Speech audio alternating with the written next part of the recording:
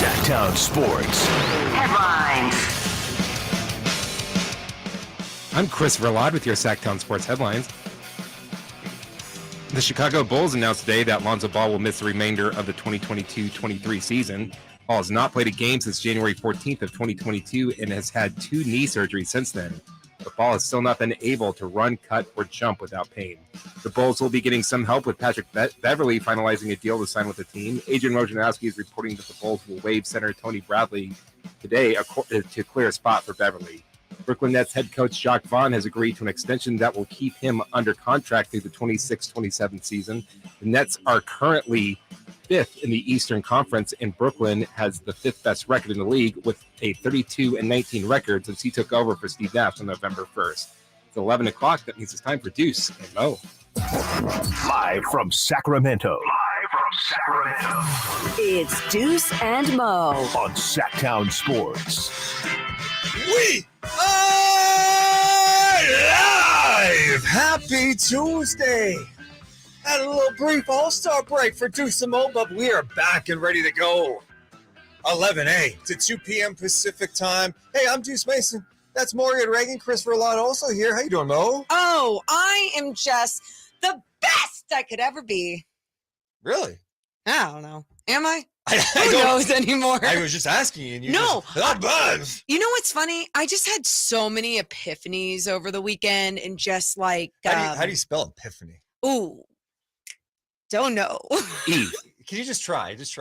Is it E? Oh, God. please try. Epiphany. No, I'm not. I know it's probably like EP. Yeah. Okay. You know, Yes. there's, wait, EPI? Yeah. Okay. And then is it PH? I wish we had the spelling. Wait, epiphany? Keep going. I don't even know how to spell it to find it. Oh, EPIPHANY. Darn, I was on the right track. Yeah, not bad. well, not it just bad, not it's, bad. yeah. Can you use it in Okay. a sentence? Um, I had Yes. an epiphany. this weekend I had an epiphany that I can't do it all. Yes. You like but that? We're going to do it all today. Yeah, we are. Own it, honey. We will Mhm. own it. You know, over the weekend, went to Ostrich Land. Dude. Can yes. I just say, I don't know the appeal of ostriches besides just looking at them. Like, I Oh. mean, they're cool to look at, but like you go to this place and it's like, all right, to feed them, here, you want to feed them, you pay money. Yeah. They give you this like Bird dust- feed. bird feed on a dustpan with like a pipe on it. And they're like, hey, when you go feed these things, hold on with both hands. Yeah, it's an animal. See, not all animals are like Do that. I you have a need to dog. hold on to both things for you to give your dog a treat? No, well, Exactly. some We people, need- if you have a newfie. I need truly domesticated ostriches. I don't need these What? wild things. I'm going up there. What do you think? What do you think? And they're mean. The person That's we were not with. true. Oh, they're not. That's They're not not aggressive. true. They're not aggressive because the person we were with This is not true. bit him. You are like, this is exactly what Jaws did to sharks. And it created this narrative that sharks are bad and they're evil and they're out to eat humans. And that's not true. Ostriches, stop creating this narrative. What? They did nothing to you. Did they bite you? No, they did not. But they bit my friend. And by the way, yeah, I I'm hate glad. ostriches. I don't- Just Oh, let you know. stop. Let's also acknowledge this. You don't have to. One. You don't have to worry about ostriches when you go out in the wild. So I'm not considered. They're not like sharks, Morgan. Dude. They're not like sharks. I'm not going to go. Hey, I'm going to hike in Auburn. Oh, Okay. there's 4 ostriches. Get the hell out. What And I if they would got run. out? What if they got out and no one could find them? Well, I'm not going to be in that situation. What are you doing here? You could be. Anyway, Either way, And- Ostrich Land, great stuff. Ostrich almost killed Johnny Cash. Is that true? True. How? It used its claws or like Yeah. its foot and like slashed him across the stomach. I mean, you guys, all wild animals, sharks, ostriches, alligators, any of these things, bears, you should just understand, like, you are on their land, you Just- are in their space. They were his ostriches. Yeah, and just to be clear, Their land. I don't know how many people Yeah. in this world put ostriches in the categories of animals you just mentioned. That's my Bears, point. ostriches, alligators, sharks. No one Now, thinks about that. If we're but they talking should about be. emus, great bird. Emu's a great bird. Now, why? That's the same. It's literally almost the same thing. It's not as bad as an ostrich. But they're both on the 2 legs and they sit up tall and have long necks. I think emus are like fluffier. Yeah, the fluffiness makes them feel a little more innocent. Like they're not going to do anything, but that's what makes them dangerous because they can really suck you in. So did the ostriches, though, give you just like some good chill time to be away from sports and to feed some ostriches? Beautiful from far away. Yeah. The hills in the background. Great. Yeah. As far as the animal, if the animal doesn't like me, I don't like the animal. We're cool. I was reaching in there and touching its neck. I was like, They're oh. dinosaurs. Yep, Yes, they yeah. are. They 100% are. Like their feet alone that almost killed Johnny Cash. Yep, dinosaur feet. I'm out on them. Okay. I'm on. It's crazy. Well, I it's a enjoyed the weird ostriches. animal. And the way they move their necks, it's just like, I mean, it's so fast. I'm so sorry. Do we need to take you to a zoo? Like, have you not experienced other animals? You're acting like an ostrich is the most unique thing you've ever seen. So now it's just this dumb, boring Okay. animal. Yeah, That's why I hate it. I'm just so confused by like. You're being serious right now. An ostrich is not unique. It's very unique, but like It's a a giraffe. bird that's but a huge. giraffe is unique.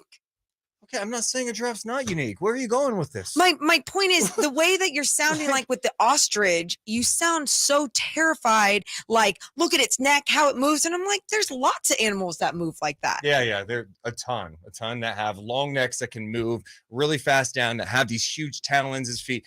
Oh yeah, you can find them everywhere. More, you walk out of Sacramento, you see them everywhere. You go on hikes, you see them everywhere. I don't know where you're going with this, but no, ostriches are not everywhere. Not everything's an ostrich. There we go. You heard it God. here first, people. Not everything's an ostrich. And I'll say this though, yes. that experience was better than All-Star Weekend. And I feel like, can we just note this too when we start talking about the NBA All-Star Weekend? You realize you can go back to a show from last year. You can go back to a show from the year before. Everyone's complaining about NBA All-Star Weekend. It happens every year. But for some reason, this year does stand out more because it was even more pathetic than it has ever been. Ouch. No, that All-Star game Sunday Pathetic. was disrespectful to the game. Wow. Yeah, and for real. And also, I am not one of those people that I'm like, hey, I want them to compete like it's game 7 of the NBA Finals. No. I'm more than willing to be like, hey, go 70, 75% out there. Hey, nobody get hurt. It's just a fun game. It's an exhibition. I get all that. But what you saw on Sunday was literally just guys like walking on offense, Correct. Walking up, launching half court shots. It's kind of like when you play NBA 2K and you don't care. You're just like, I'm not playing the game. I'm just going to launch. You're not doing anything but just launching stupid shots against your friend. That's what that game was. Like there's literally no defense. The only time there was defense is when LeBron, for some reason out of nowhere, tries to block Shai Gilgeous-Alexander. SJ was like, dude, we weren't playing any defense at all. And all of a sudden, I'm going up for a dunk and he goes and tries to block my stuff. That was weird. But it was, Luka looked like he's playing his defense, like normal defense, which is cool to see. Like Luka was playing his Good to see that he stepped up. Yeah. You kind of saw that same intensity from him. So that was, John Morant, super locked in regular season defense from him. But it's got, no, in all honesty, it has to be better. We can't have a game like we did. Isn't the All-Star game about celebrating the game? Yes. And that is not the game. That's not the game and at you all. are disrespecting the game. And there is a way to find the balance, right? I mean, you have one guy set the tone. People can meet that tone, right? The tone was set with everyone just not playing. And it felt like maybe they talked about this beforehand because that's the way it felt all the way through. I feel like we just had a fun All-Star game. Was it last year with was that the first year with the Elam ending? No, it was a couple of years ago. Okay, now. so wow, don't even know what year that was. Oh yeah, you're right. Okay, so I remember that being fun and being like, okay, this is the start to something new. Why did they go back to just not giving a damn? Put it this way, after the game, Michael Malone, who was coaching this game, said this was one of the worst games he's ever been a part of. It's an honor to be here. It's an honor to be a part of a great weekend, great players, but that is the worst basketball game ever played. I don't know if you can fix it. I mean, I give Joel Embiid, Kyrie Irving, those guys were like competing. Terrell was imploring some of the guys to play harder, to try to get some defense in, but no one got hurt. They put on a show for the fans, but that is a tough game to sit through. I'm not going to lie. Did they put on a show for the fans? No, they didn't. That's a problem. And I mean, I think the league has to take a look at this long term. Again, I'm not trying to make so much out of it because so many people are like, oh, you got to change everything with the All-Star game. No, I mean, it's still what it is, right? Yeah. It's not going to be the same. It's supposed to be a fun time. It's supposed to be a break in the season. But we're also coming together because I want to see a game where Jason Tatum matches up with this guy, or all this talent on the floor at the same time. And what we saw that Sunday was just, it was terrible for the game. Yeah. I mean, I don't think the TV networks were happy about it. I don't think league partners were happy about it. Coaches weren't. Even Jaylen Brown was like, that was not basketball what we witnessed. Michael Malone saying a bit, the fans say it, but for whatever reason, the players just kind of went through the motions. And I don't know how you change it, because you're right. Just a couple of years ago, late in the game when it was close, these guys were getting after it. Kyle Lowry's drawing charges late in the game. But this one was, they were walking around. There was no basketball being played. And Boring. the best point I've heard made by many people is like, look, some of these guys play in the Drew League in the offseason. They play in these random ass leagues in a high school gym. And they balling. And they play with more intensity there than they do in an all-star game. So how do you fix it? How do you get it? How do you make the all-star game better? What's your ideal all-star game look like? It's tough because from the outside, again, going into this, you guys, this all-star break, I remember having Frankie and Chris on, and Chris and I were on the side of, would you rather be a multi all-star, or wait, am I saying that right? Would you rather be an all-star multiple times or be an all-star once and then get that break? Chris Watkins and I were on the side of get that break because we felt it, and we're not even players, right? We feel how important this break is in the NBA season. So if these players are all on that same level of, oh, I kind of need this break, they got to figure out maybe something else with the amount of time afterward before they start playing the game. Extend it into the summer a little bit more. Or like, let's not make these players go have events all day, every day. You want them to take this game serious and have fun. You know, you want to have fun, but take the game serious. Well, they've got this media appearance. They have to do this for a sponsor. They have to do this meeting. They have to go to this community event. They have to go to a practice that's open to the public. They have to do media after. All of a sudden, you're exhausted by Sunday night. And oh, by the way, you have to go through a 35-minute draft where LeBron and Giannis are awkwardly talking. Like, then you have to watch Post Malone. What's wrong with Post Malone? No, but then you just have like to you have watch to try. it. You're right. He should have been at halftime. Yeah, like why are we extending this all, you guys? The draft was so long, and then I had LeBron making the PG-13 joke. It's a family program, so I'm going to take PG-13. What? He's a dad of 3. He's getting older. All right, we'll talk more about that. If you guys have thoughts on how do you make the All-Star game better, what do you do to motivate players in the league to get this to be more competitive, you can hit us up 339-1140, 1-800-920-1140. Also, we're always live on youtube.com/Sactown Sports 1140. What's up, YouTube chat? Hi, our first chance to talk with you. Patrick, talking about the All-Star game, says, I think they should make the All-Star game meaningful. Like, whoever wins gets home court in the finals.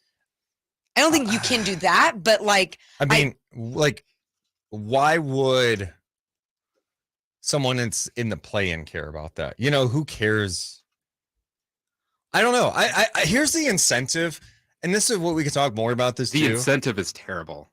The incentive is this. You get paid to be an NBA player.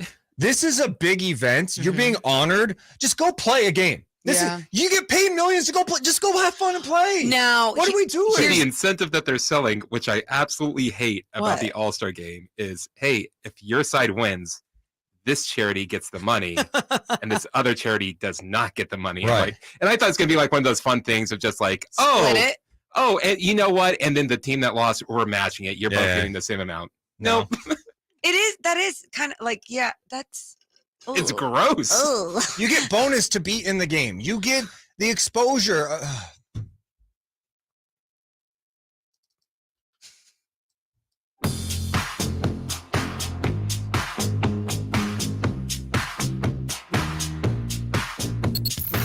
Deuce and Mo on Sactown Sports.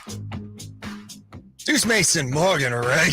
YouTube.com/Sactown Sports 1140. Appreciate everyone in the chat right now. If you're driving around, you can watch the show live Monday through Friday and also on demand. The best part about being live, though, is you can be in the chat with all the other fans, chatting away, throwing random questions at us or comments. You can also hit the thumbs up because all that does is help our channel grow. Hit that thumbs up button so we get more and more content, more and more people see the content we're doing at Sactown Sports 1140.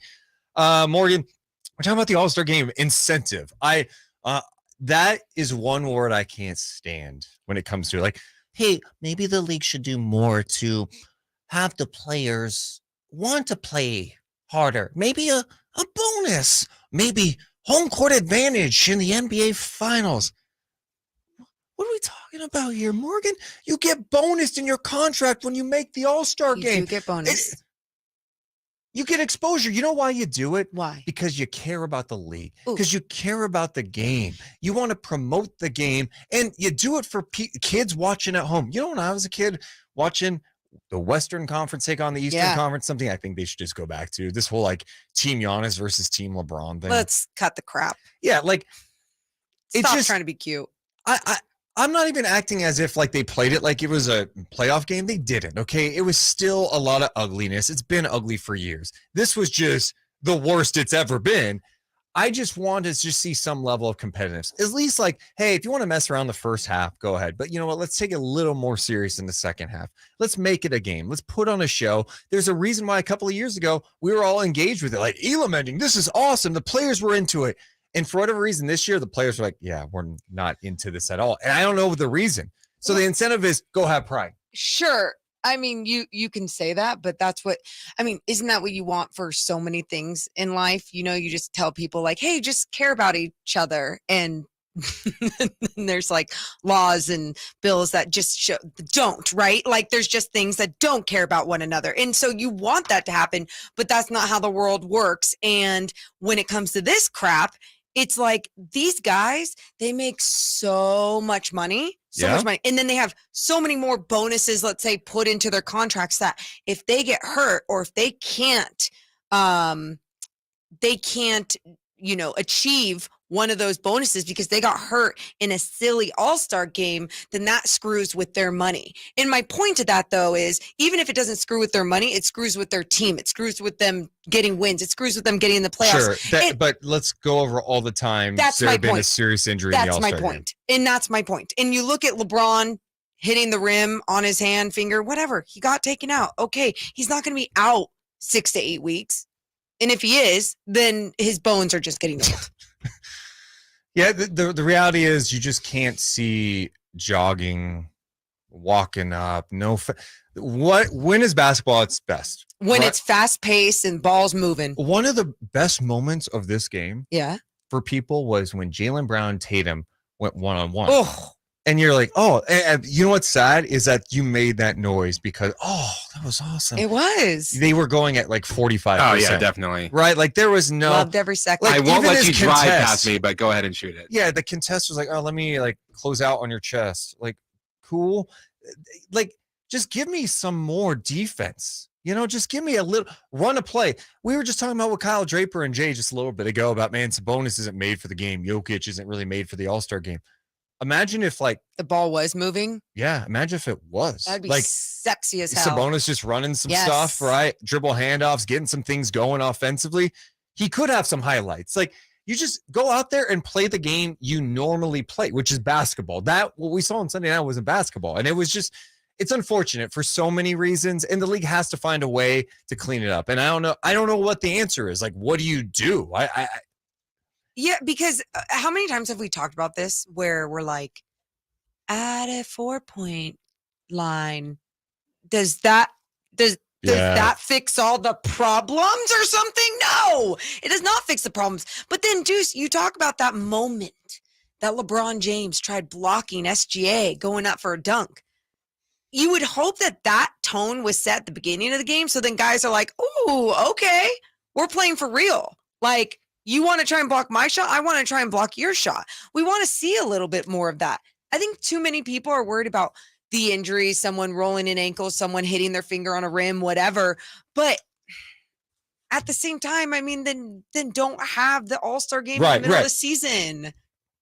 So when is the time? Right. After the season when people don't care. That's the thing. Like, you just have to care. You have to care. There are guys that played in previous games who cared, who played the right way and at least made it somewhat competitive. Last game wasn't. Even like the finals MVP, or I'm sorry, the All-Star game MVP. I feel like that used to have some meaning. Yeah. Last game, I was like, this is just ridiculous. Like the way like Tatum is just coming. It was cool. There were some stretches of the game where like, oh, that's some crazy 3-point shooting. Dame's pulling up from midcourt. Sure. That was like probably the best part of it. Yeah, but then it just kept going. You're like, okay. And Tatum was clearly hunting, and he put up an All-Star game record 55 points. But I don't think anyone's going to go back and look and go, yeah, man, that 55 points, one of the best All-Star moments in history. Is like, no, it's kind of like when in the Drew League, when you see a guy drop 75 points, an NBA guy, and you're like, yeah, I mean, they're not really playing. Yeah. Where in the past, like an All-Star game MVP used to have a little more meaning.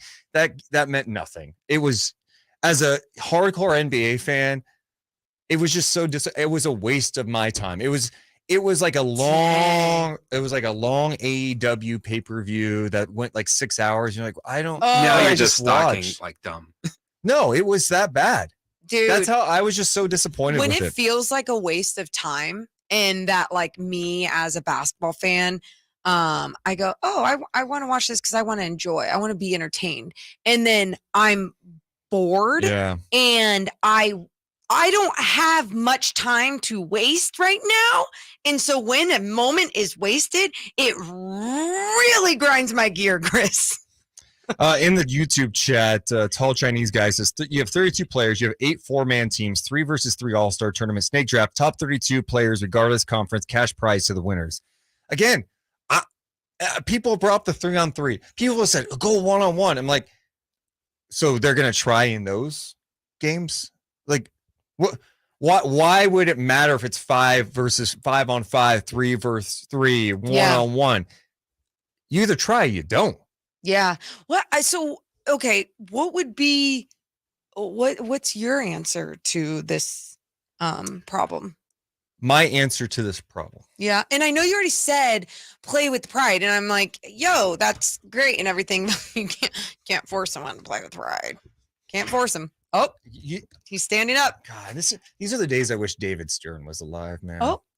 No, because David Stern, he had a lot of bad things about him too. Yes, he did. But like the dress code, that was bad. Yeah. Yep. Very bad. But you know what? David Stern would be ripping the players today. You think? Oh, you'd be so disappointed with what he saw. It was so bad, Morgan. I don't know. So the answer is, do you want to see Adam Silver you come know out? what David Stern would do? What would he do? Fine him. just go extreme. You know what we're doing? Because you didn't play defense at all, we're fining all you guys $1 million, and then we're donating it. I like this. It's like a little dictatorship. Oh, I'm coming down hard. I don't know what you do. I just want to go. This is like the guys I'm thinking about. I hate this because I'm like, man, if you had David Stern, if you had Kobe, these guys that would just go in there and I'm trying to be careful. I don't want to be the old man. Like, hey, back in my day, they would especially empower David Stern, who kind of sucks. But yeah. No, it's true, Deuce. But that is the ultimate answer. Then it's why, which I'm sure we'll talk about coming up. It's why the dunk contest doesn't even have stars in the dunk contest, because you want to shove people in there that actually want to dunk the ball and entertain people. They don't want to play in the game. Mm-hmm. They don't want to participate on the dunk contest. But they get Vin Diesel and Ben Affleck. Yeah, I put Vin Diesel first. Man, I'm very upset with that because I was promised that Vin Diesel was going to be announcing the players. And he didn't. He just said like, hey, great, I'm here. We got to figure this out. Yeah. We have much more to get to. We got to talk about Kevin Huerter's performance. We can have more ideas on how to fix it. Coming up at noon, by the way, I'm really excited about this. We have Praneel coming in. Oh my God. For those who don't know Praneel, he is 16 years old. He is such an awesome basketball fan. This guy he's going to be a GM if he wants 100%. We're like, you know what? He's out of school this week. He's going to join us live in studio. His dad's going to be here too, because I'm sure he probably went, hey, some old guy that does a show is asking for you to come to a radio station that has all these unhoused people in their motorhomes out. Fires are going on. Yeah, outside. I'm like, yes, please bring your dad. Yeah, absolutely. He's going to come in at noon. We're going to talk some hoops with him. Don't go anywhere. It's Deuce and Mo on Sactown Sports.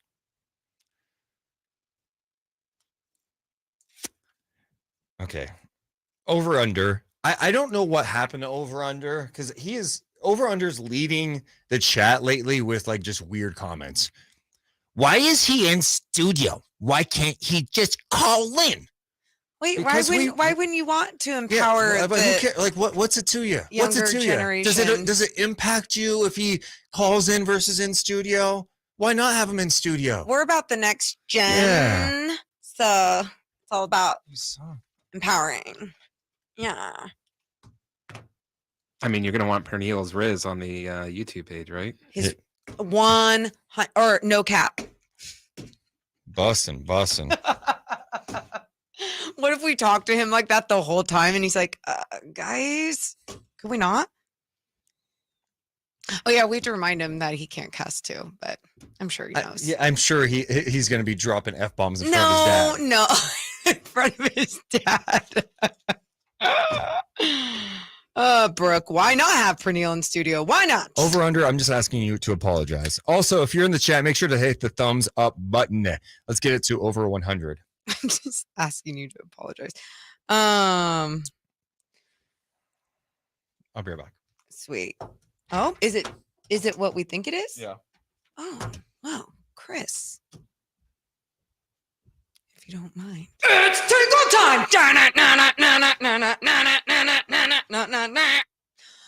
Oh, I think we actually know what time it is. It's time for Mo's Minute. As we get the calm spa music going, I'd like all of you to think, to breathe, and join me in this breathing exercise as I stall.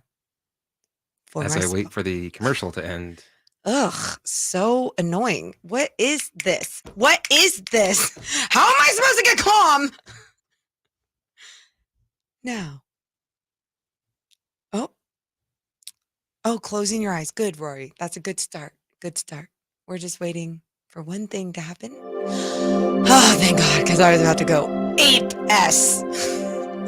Welcome to Mo's Minute, sponsored by Your Business Here. We are now closing our eyes, and we're going to take a deep breath through our nose, out our mouths. Say, get out of here, Tuesday. Get out of my body. Take one more breath in. One breath out. And this has been another Mo's Minute. Welcome back, Deuce. Thanks. Welcome back, Deuce. Let's get 100 thumbs up. What did you say to Tuesday? Get out of my body, Tuesday. Get out of here. You're not welcome. Yes, Brent. New to the Calm app. I'm just waiting for that sponsor. Let's go. Massage music. Yeah. Massage sounds nice too. I really like those Mo's Minutes. I appreciate you. Yeah. As soon as our sales team gets on that, it will be sponsored. Because that's the world we live in. How you doing, Deucey? I'm just so disappointed in our players. Oh, God. You know, really? like, That's where you're at?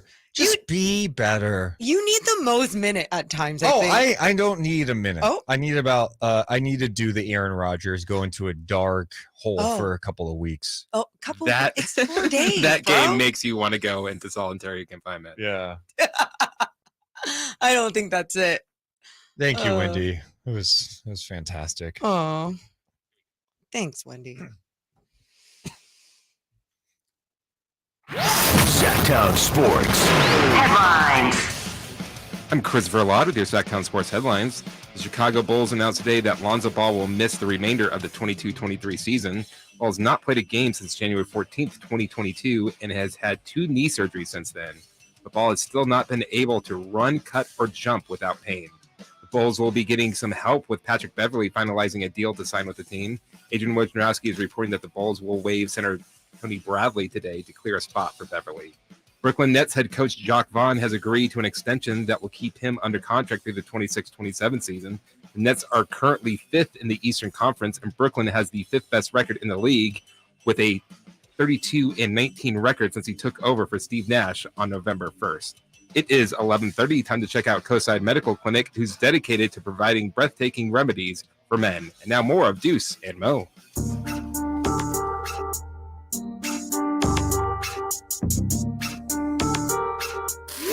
It's Deuce and Mo. Deuce and Mo. Sactown Sports. I didn't feel like I'd be this intense about the All-Star game. Yeah. I just, you know what it is? Because I love the NBA. Yeah. And they've got a bad All-Star game. They're honoring Karl Malone. My God. What are we doing? Everyone on the planet, except I guess the NBA, and they must be in their own bubble where they're like, it's cool. We're in Utah. We can do it. I'm like, oh, these stories. Like they're real. They're real. What? The last people I'm honoring at All-Star Weekend, Stockton and Malone. Thank you. Weirdos. I'm honoring Greg Ostertag Gross. instead. Greg Agreed. Ostertag. And I hated Greg Ostertag. I used to call him Oster Suck when he was playing. Not very clever. Yeah, I know. That was kind of lame. But I was young. What do you expect? I'd honor Howard Isley, maybe. Name some other random. I know. I'm thinking. Andre Kirilenko. Wow, you're going really random. But the Malone stuff is pretty bad. Jeff Hornacek suck. Yeah. I just, I guess the one of the better things about this weekend, especially with Karl Malone, the Karl Malone stuff, is that there are a lot of people who weren't totally aware of it. And I gotta be honest, I remember hearing the rumors like, oh yeah, like he got a woman pregnant pretty early. I didn't realize like all the details. I read it this week. I'm like, oh my God, he was 20. She was 13. The parents didn't press charges because they were worried about his NBA future. Then he denied it happening for years. They have a relationship with a kid. I'm like, this guy's a scumbag. And now like the story's completely out and it's just like Karl Malone, the third leading scorer in NBA history. I'm sure NBA's like, can someone else like get his spot? Can someone else just push him out of the top 30? You could have just had Kareem there. You could have just had Kareem. That's it. You could have just had Kareem. What? That's it. I don't understand. Like, no one would have been like, oh, hey, where's Karl Malone? Where's the kid toucher, huh? Hey. Omaha. Yeah. So that's why, you some of All-Star Weekend was just a little disappointing with that stuff. We'll try to talk about some of the good. I'll sit here. Here's a positive about All-Star Weekend. I did get really happy when I saw De'Aaron Fox get announced, like when they brought out the All-Star team, and you're like, damn, man. Felt some pride. Yeah, I really like Sabonis. I felt pride, but I'm also like, Sabonis has been there. Like, he's like, it's my third time. For Fox, his first time. And, he started his career here. Yeah. There's like that deeper connection where, man, we've seen him as a 19-year-old, right? We've seen the ups and downs. In fact, last year at this time wasn't great, right? And now you're seeing him probably the most comfortable he's ever been as a player, having the best year he's really ever had, and his team's winning. And on a national stage, you see him get announced. That's cool. I'll give you that. I think I said that to you too. I think I was like, I feel some sort of sense of like Sacramento pride, just seeing your guys. Sacramento pride. I'm going to go with this time. Okay. And it was, it's cool because they deserved it.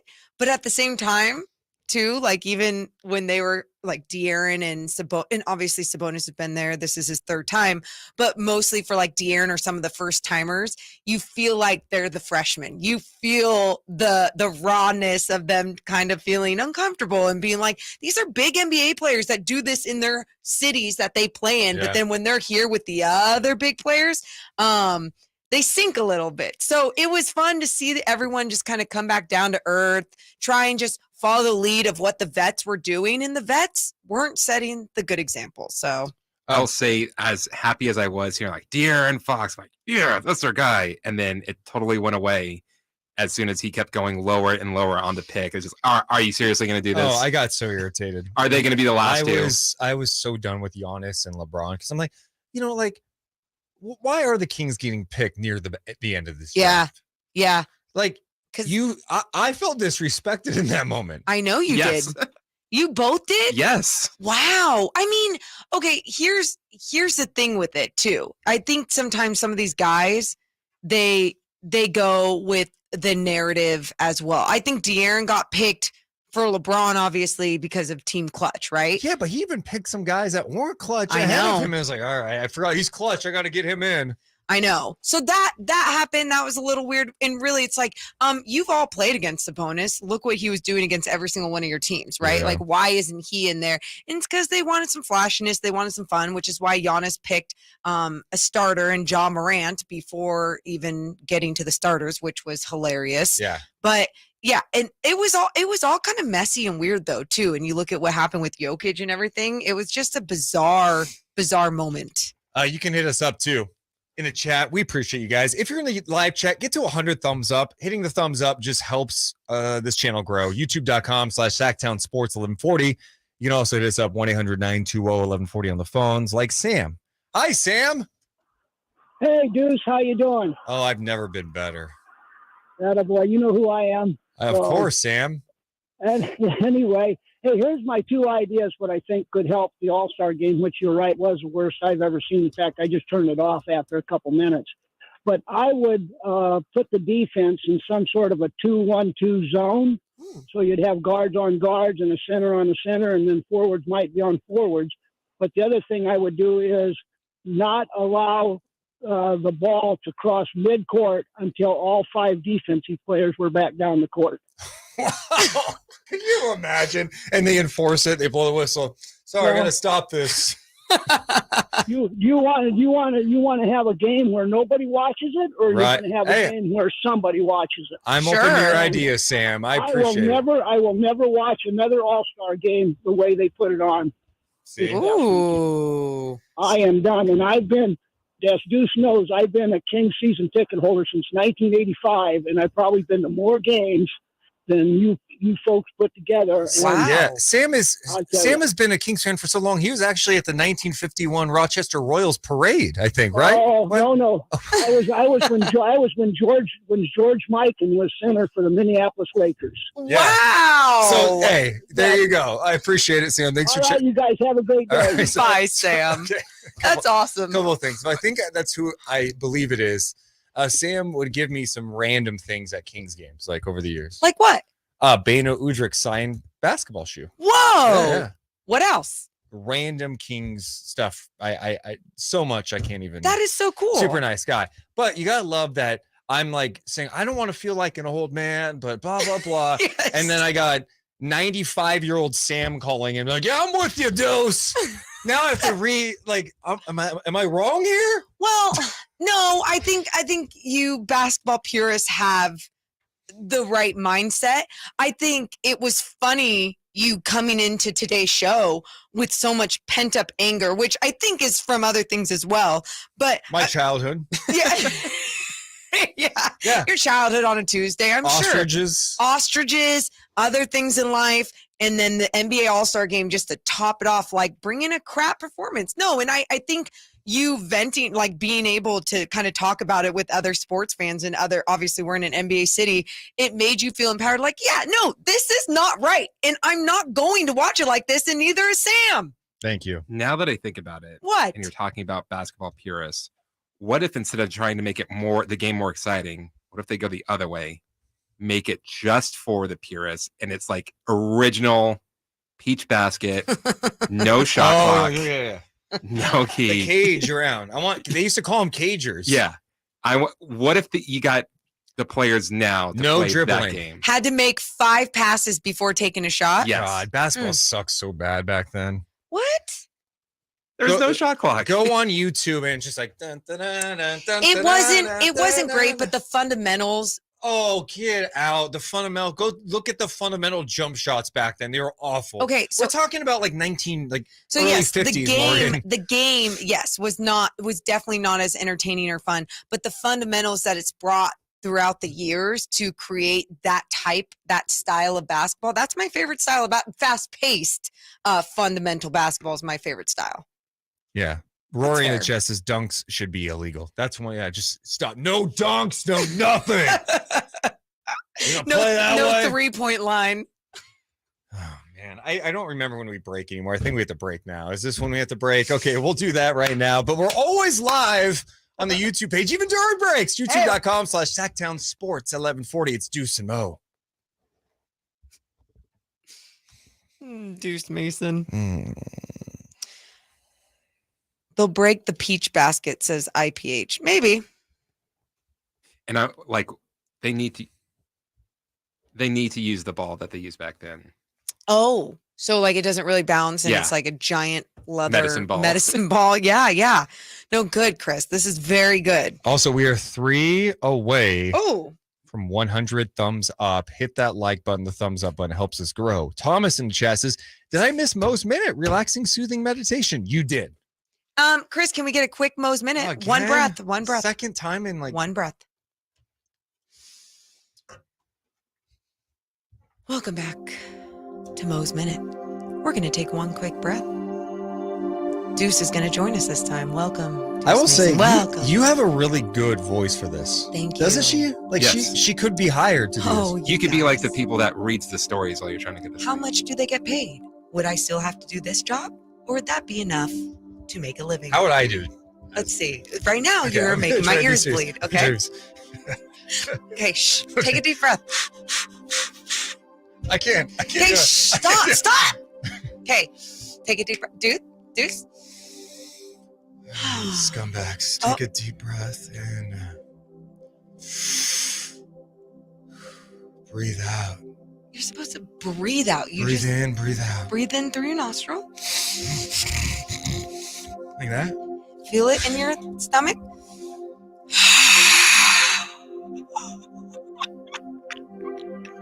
are you laughing at? Just my life. It's funny. You are funny. I am funny. Good job. Thank you. Oh wait, one quick breath. Through the nose. Out the mouth. Namaste. And this has been another Mo's Minute. I ruined it, don't I? You honestly, you did. The chat. Jack says, I love Mo's Minute. Very needed on this stressful Tuesday. Thank you. I'm so sorry your Tuesday's stressful. Okay. What? Why? Yeah. Oh, is Praneel here? All right. Of course he's on time. And I assume that's his dad. Yeah. Yes. All right. We got Praneel coming up. Have a seat. You guys chilling there for now. Chilling there for another 10 minutes. Ah, man. Praneel in the building. I'm so excited. Let me just tell you, for those who don't know Praneel, the backstory. I guess I could say it for the air too, but he was in our Discord just typing away. We would do some Discord server where all these crazy people chat about basketball all day in the Kings, and he was like one of the more like level-headed, realistic people. There we go. In there, and it turns out he's 16. We had him on our NBA Draft Day show. Mm-hmm. Well, you told me. I told him, we're going to have him on. He's great. He goes, we're about to have a 16-year-old come on. Or I think he was even 15 at the time. Yeah. He's like, we're going to have a 15-year-old come on, join the show. And I was like, what? I don't even know who or what you're talking about. And he's like, just trust me. It was one of the best decisions you've ever made. Yeah. And for Praneel to be here in our town, we are so lucky. Yeah. So we're going to have him in on at noon. SLP George, great move. Call the Discord folks crazy. Yeah, I mean, they are. I mean, I am too. I mean, we're all a little crazy. Yeah. Trust me, you spend a few minutes in there, you'd be saying the same thing. You'd be like, okay, Deuce, I agree with you, huh? But also with like, there's so much love that you're allowed to go there. Yeah, I spend a lot of time there. I'm allowed to say that.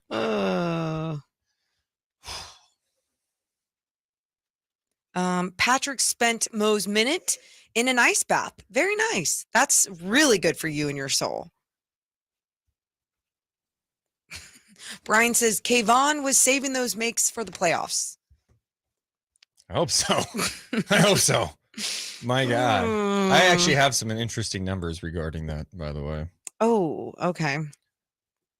We also have to talk about Russell Westbrook. I love it. Can you guys connect Praneel with Monty? Dude, we've been telling GMs in the G League and the NBA about Praneel already. I so actually people know. did connect him with Anthony McClish, who runs the G League Ignite program, the one that Scoot Henderson's on. Yeah. I did connect them. Oh, dude. Like, for reals. Okay. You okay there, Mom?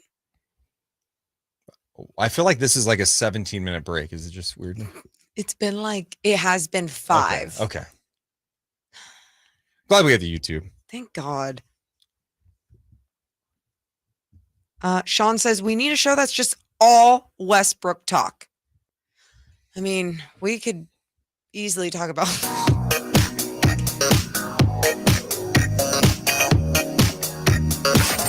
Live and local. It's Deuce and Mo. Watch the show now on youtube.com/Sactown Sports 1140 or listen for free on the Sactown Sports app. The Kings are obviously well represented at All-Star Weekend, which is cool to see. Unfortunately, it wasn't all good for the Sacramento Kings. Kevin Hurt was in the three-point contest. Yeah. He's been kind of in the shooting funk. Well, he put up one of the worst shooting performances in three-point contest history, but it wasn't the worst. Oh! So let's give it up to him. Yeah, wasn't the worst. The worst was by the so-called GOATs. Everybody loves this guy. Who? Michael Jordan. Ha! it's funny. Oh, that guy. Kevin Hurt was 8 for 40 in the three-point contest. The other ones that fall, well, Vladimir Radmanovich was 6 of 30, which is the same. And then Michael Jordan was 5 of 30 from 3 in 1990.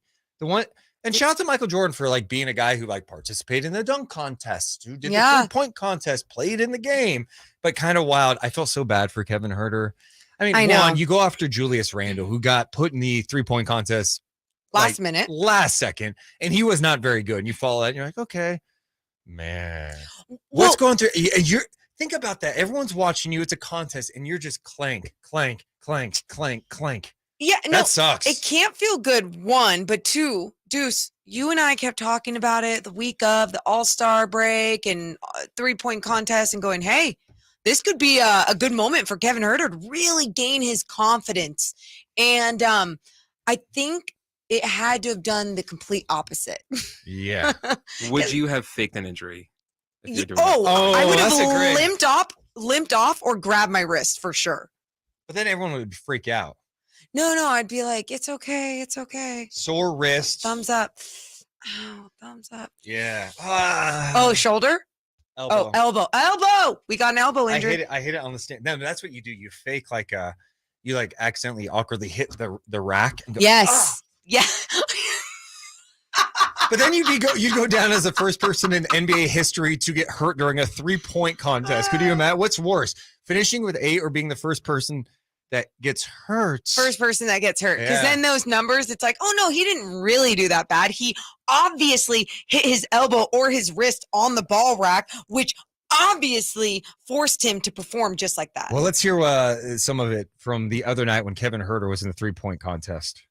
And the other thing, which is down, he's shooting in the month of February only 28% from 3, so he's in a bit of a slump right now. Way to bring out numbers to support your argument there. You just destroyed the kid. He carried it over, that's for sure. Jesus.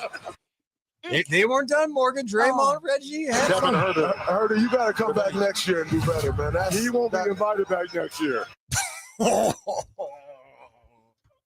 That's deadly. Well, and I know he had not been shooting well from 3 lately.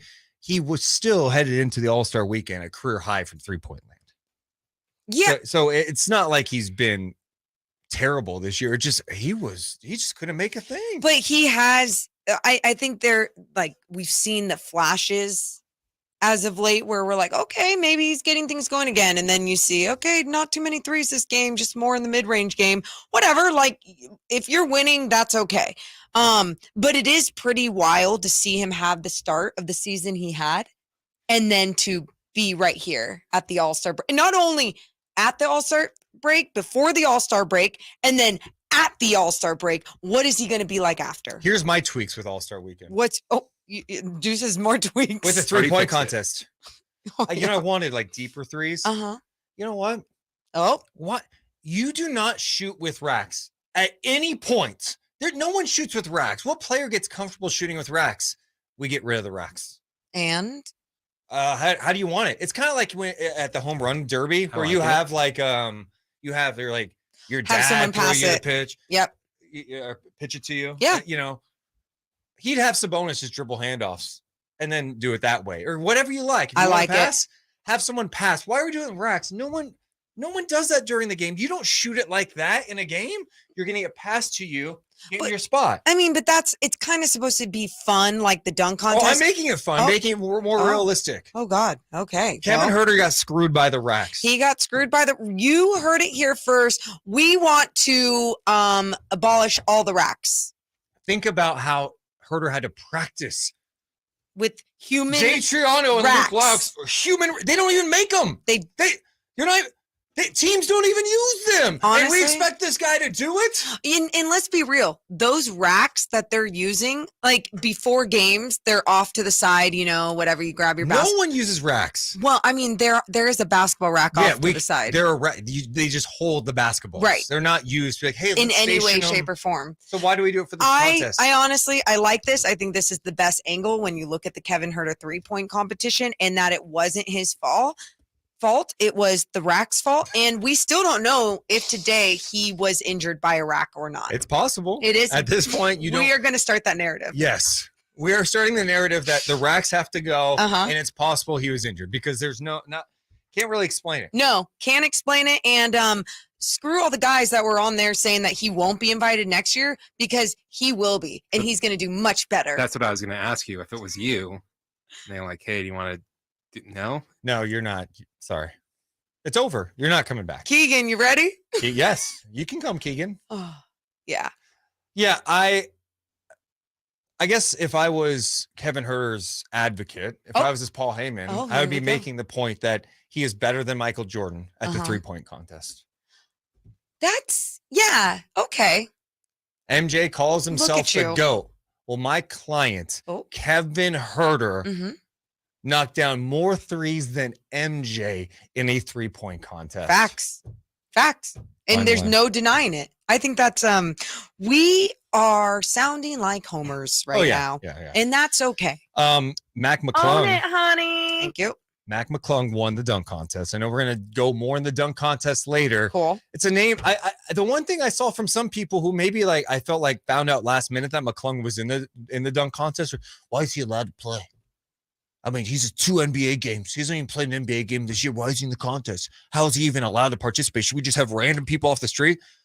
Honestly, at this point, if you want to have the best dunkers in the world come through, yeah. And why are you trying to take away from Mac McClung? McClung did have some advantages, I think, in this one. I thought his dunks were amazing. Sure. The whole narrative that he saved the dunk contest. We've had other dunk contests in the last 10 years that have been all right. Yeah, I thought Aaron Gordon had a really good one. Levine, but that was like 7 years ago. Yeah. It's been a minute, right? But brain. I don't know. I mean, I think he had the surprise factor. Yeah.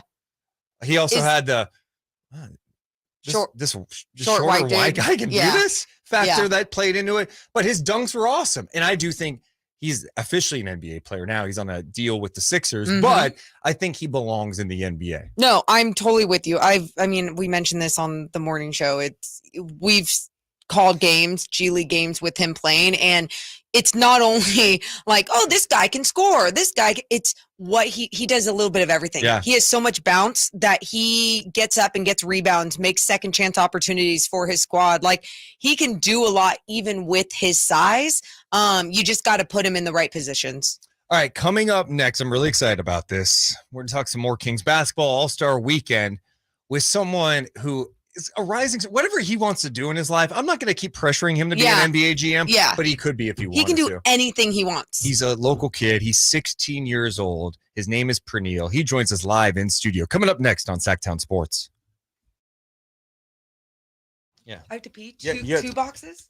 Yeah. Or just the one? We can just do one box. Okay. I think let's bring him in. Hey, hold on, guys. We're going to bring him in.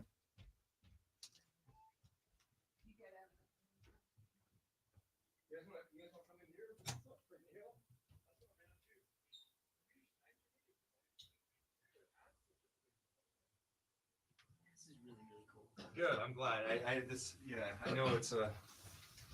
By the way, we stay live during breaks. Where do we want to put you? Let's put you here, and you can have a seat wherever you want. I'm actually have to step outside. No problem. No problem. Oh, okay. Cool. Okay. Cool. Let's have you here. I think because you're more talking about doing a one shot, maybe. Or Yeah. Is that fine? So just put you. Okay. Cool. All right, Chad. We're getting Praneel in here. Thanks for bringing him. Absolutely. Wouldn't miss it. Yeah. No, you should be proud. Like he's great. Yeah. Dude, thanks for coming in, man. Sure. Yeah, dude, I'm glad. I know it's a little crazy out here. I mean, when we first came back here, seeing all the stuff out there is like a little intense, but so you're a big basketball fan. Oh yeah, you're fine. And then you went to a game recently, the Mavs game recently, but did not bring him. Okay. I mean, we've been planning on going to the. I usually take him over 4 to 5 games. Yeah. No, that's great. This year it's not happening. Oh, this is Morgan. Hi, Morgan. What's your name? Ramesh. Also, you're more than welcome. He's got to take a work call outside. Yeah. Thank you Yeah. for letting us steal Thank you for your inviting young me. child. No, Praneel already knows. We think the world of him. So Really thank appreciate you for this opportunity. it. Thank you for the kind words. Of Absolutely. course. And I'll leave you guys to it. Yeah, I'll and be there text now. him if you need to be let in or if doors locked behind you or anything. Okay. Yeah. Okay. Thank you. I just realized that. And then is he fine there, Morgan? Let me see. Yeah, that totally works. Oh my God, what's up for you? Dude. And then so the one thing. Oh, you're getting Oh, headphones. Okay. nice. You can wear these. No, you're not allowed. I'm messing with you. Dude, I know that we don't use any of this. And now you get to see. Are you nervous at all right now? Be honest. A little bit. Don't be. Okay. Yeah. I had a lot of prep too. Oh, you're so funny. Here, hit that. See the on button, that blue button right there? Hit that. Nice. Yeah, hit that. You have to wear this. Yeah. You can. Yeah, if you want. And then hit that. Nice. And now here. Now you're. Now talking to the mic. We're not. Okay, you're not on yet. Hold on. He's Chris setting is it up. gonna. So we always stay live during the breaks.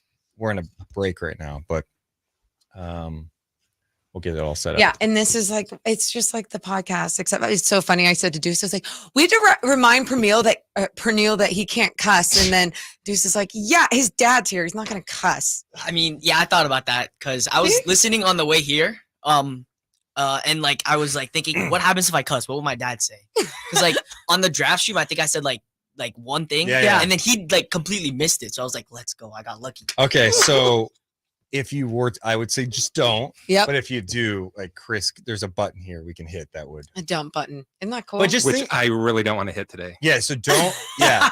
And that's you met Chris already, right? Yeah. Okay. Oh, cool. And then the other thing is like you just have to act like your dad is sitting right there because you would not do that in front of your dad. Oh, for sure. Oh, for sure. Dude, well, we're not starting yet. No. What are you doing this week with you get a whole week off, right? We get 2 days off, so I have to get back to school tomorrow. In fact, I have like a volleyball scrimmage at 6, so I have to get home and then like eat food and then go there immediately after. All right. So it's pretty busy. I haven't finished any homework either. So You know what? You say that this is what. So one time Praneel came on one of our late night chats and he was like, oh, I have to finish studying for this whatever stats test or whatever, something even harder than that. And then the next day or like the next 2 days, you came on and you're like, I aced it. All right. Hold on. Stand by. He's going to do an update. Then we're going to go back live. Okay. Sactown Sports. Headlines. I'm Christopher Lott with your Sactown Sports Headlines. The Chicago Bulls announced today that Lonzo Ball will miss the remainder of the 22-23 season. Ball has not played a game since January 14th, 2022, and has had 2 knee surgeries since then. The Ball has still not been able to run, cut, or jump without pain. The Bulls will be getting some help with Patrick Beverley finalizing a deal to sign with the team. Adrian Wojnarowski is reporting that the Bulls will waive center Tony Bradley today to clear a spot for Beverley. Brooklyn Nets head coach Jacques Vaughn has agreed to an extension that will keep him under contract with the Nets through the 26-27 season. Nets are currently 5th in the Eastern Conference, and Brooklyn has the 5th best record in the league with a 32-19 record since he took over for Steve Nash on November 1st. It's 12 o'clock and time for Deuce and Mo with our guest, Praneel.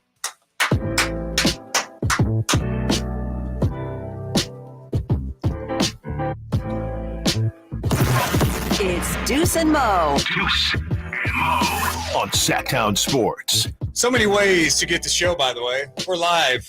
YouTube.com/Sactown Sports 1140, trying to grow that page. So if you're there, pop in, join the chat, hang out with us. We stay live during all the breaks.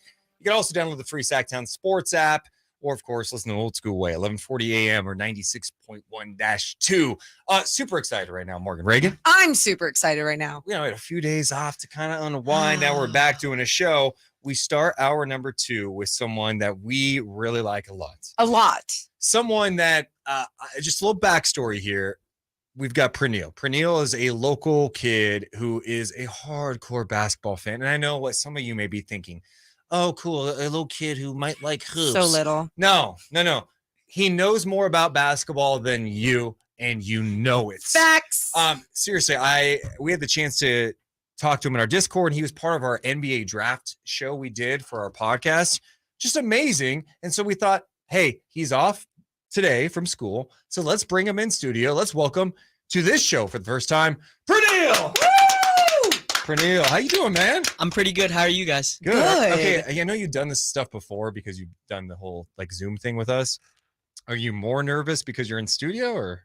It's more nervous in studio for sure. I mean, this place is pretty cool. There's like TVs, microphones, bunch of wires, and even a producer. And it's pretty intimidating, but I think I got it. Don't be intimidated at all. Yeah, it's just like the podcast studio, except with a producer, TV, other things. Lots of wires. Yeah, lots of wires. So, Praneel, man, let's give your backstory a little bit, man. It's cool. Your dad just drove you here to join us, which is awesome. He's on a work call now. But how did you fall in love with the game of basketball? So since I was, I think, 5 or 6, I've been playing sports my entire life. Everything except for football. My dad said no contact sports. Pretty protective of me, but like been playing baseball, basketball, even played cricket because I'm from India.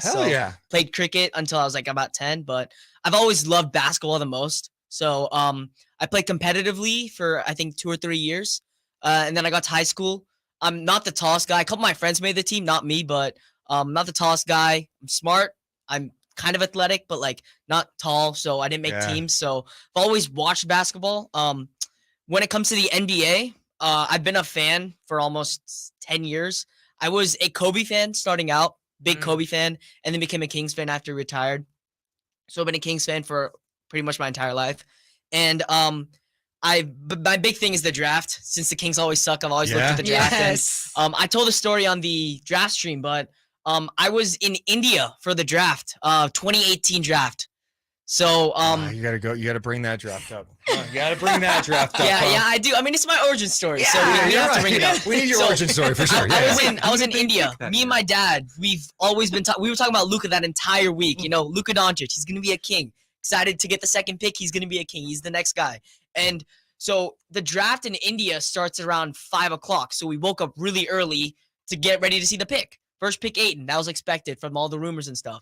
Bagley was announced, and both my dad and my heart just sank. I mean, we were just sitting on the couch, and it just sank. And ever since, I've always been super into, like, doing stuff, researching. 2019, I made, like, a mock draft. It wasn't, like, all my work. I used a lot of, like, CBS Sports stuff. Since I was, like, I think I was 2019, I would be 13 years old. So I did a little bit, not much. 2020, I did a little bit more. I really liked Aaron Nesmith in that draft.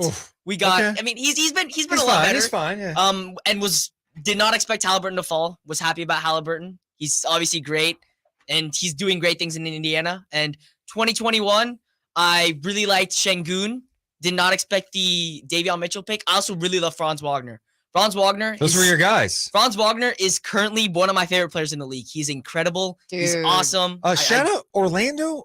People don't realize they've been playing some good basketball. Yeah, they've been amazing. Last 25 games, it's been pretty good. That supersized lineup, they don't play Bol as much. He comes off the bench, I think, now. But, I mean, Franz and Paolo is such an amazing core, and they really and Mosley is honestly a pretty underrated coach in my opinion. He's good for their development, and they have a lot of guards. I think what they need now is I really like Scoot on their team.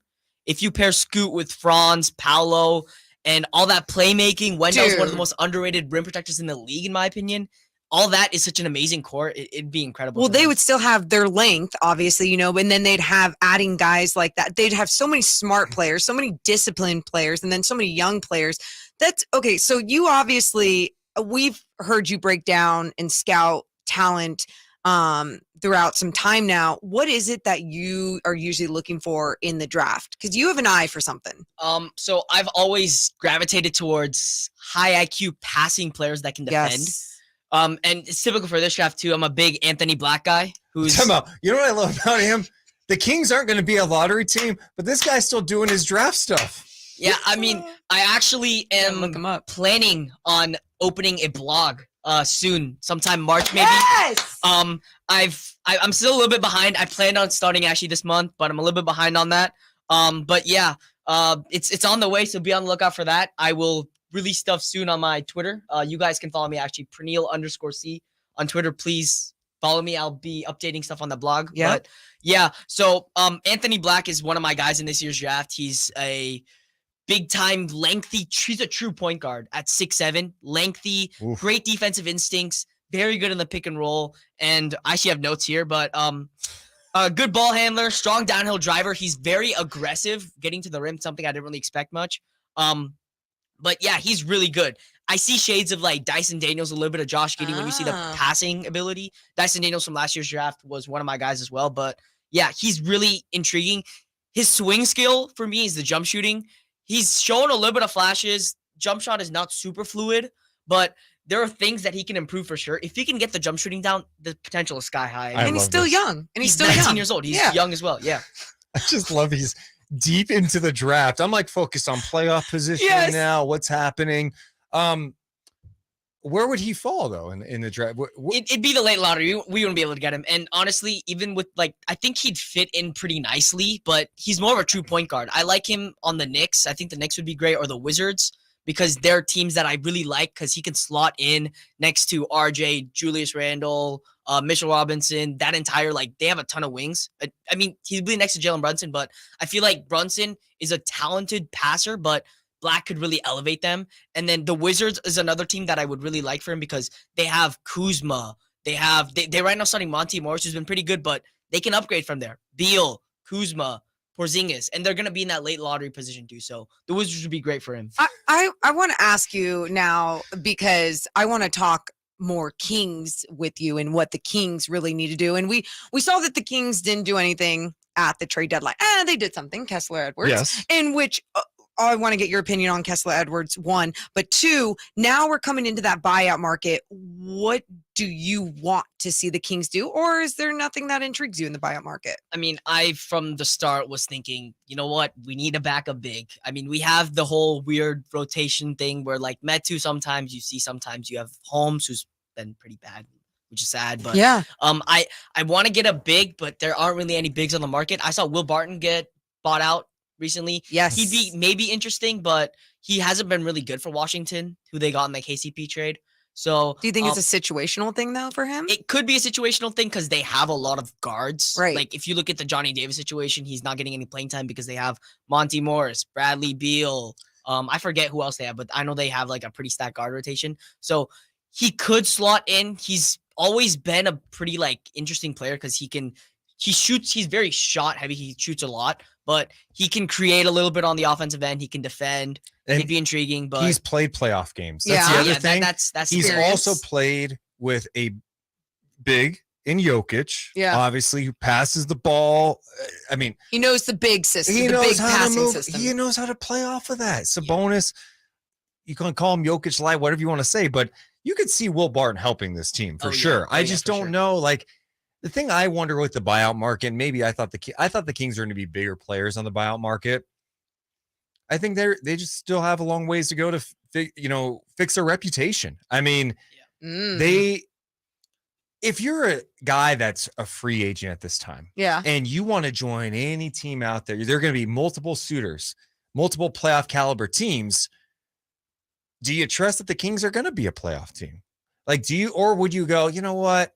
I can go join LeBron. I could join Kawhi. I could join Giannis. I'm just bringing up examples here. Kevin Love, for example, going to Miami. He's going to Miami because you know Spoelstra, you know Riley. Oh, I know all about Jimmy Butler. I know all about their system and what they're doing there. That's what I think these buyout guys are looking at. I don't know that the Kings are at that spot now where they can attract a buyout guy like a Will Barton. Yeah, I honestly really wanted Terrence Ross. Terrence Ross was one of the biggest DHO guys. He literally would be perfect to play with Sabonis because he can operate the DHO. He's a good shooter, and he can play that wing. But it didn't happen. He went to the Suns, who obviously was kind of expected. He'll be great for them anyways. But I also like Love, but he went to the Heat. So I do think that there's a reputation that the Kings need to fix. I mean, the culture they have right now with Mike Brown, Monty, Domas, Fox, all those guys, it's you see the improvements. They're getting more love from the media. They're getting more love from players and the coaches. And Monty Williams, before the All-Star break, was hyping up Fox, saying that he's amazing. And you see a lot more fans and players and media just start talking about the Kings as, you know what, this team is legit. This team is good. And I do think there's a ways to go. For instance, I don't think they're going to stick at the 3 spot. The Suns are coming for that position. So are the Mavericks. They're going to slide a bit, but I do really think that a playoff spot would be great for like even draft prospects, free agents. Everyone's starting to see Sacramento as a position, as like a young team that's improving, and that's a place where I want to go for the future. Yeah, and that's what I'm hoping to see, especially like when we do talk about the buyout market. And I think the other one that was on people's minds and didn't even know if this was going to be the case, but for like someone like Nerlens Noel, and we were talking about that backup big because you have so many not even playing on down the bench right now, right? And but what I said to Deuce the other day, I go, everyone keeps talking about, oh, that new backup big. You didn't get Mason Plumlee, you didn't get a few out there, whatever. If you are even considering someone like Nerlens Noel, why wouldn't you keep just trying to develop someone like Nimi Keita, who keeps showing improvement but is still raw? Yeah, I do think that we saw Nimi a little bit against Joel Embiid and a little bit there in that road trip. Yeah. But he wasn't great. The foul trouble stuff is still real for him. He has shown he's a very legit like shot blocking, like just dominant in the paint because he's 7'1". Yeah. He's really big, and he's shown a lot of that in the G League. But I really do think another year in the G League is good for him. He could be that answer next year. Another year of improvement. We saw the improvement from last year to this year already in the Summer League. He was very good in the Summer League, but he just needs a little bit more because you saw Joel Embiid just absolutely just attack him. Yeah, but that's also one of the best. I felt like Brown put him in an awful position in that game. Like Sabonis picks up 2, and then you just throw Nimi out there. He like just landed there like 24 hours ago. I was like, hey, go deal with Embiid. And it's like, come on, man. We're trying to get this guy some legit confidence and get his confidence up, get him some legit NBA minutes, and you throw him in against Embiid. That's a tough thing to ask. I mean, Keita's one thing I still maintain. Like, they gotta try to get something in the final 25 games out of Richaun Holmes. You cannot convince me that he is not an NBA player now. Like, for a team in desperate need at the 5 spot, he can't get 10 minutes. Is Richaun Holmes worse than Chimezie Metu? I absolutely disagree, but there is one thing we have to talk about: the system. Richaun Holmes was what I consider like the guard whisperer in Halliburton, who's brings the most out of bigs, right? And all the pick and roll stuff that Halliburton's able to do really feeds into Richaun's strengths. Richaun is a rim runner. He's good in the little in-between game with the push shot. And the issue with this offense is you don't ask a lot out of the center to score or rim run. Domas is pretty much the polar opposite than Richaun. He's bigger. He's stronger. He feeds off of screen actions. He rolls hard at the basket. He plays in the post. He passes the ball. Richaun has never been a passer.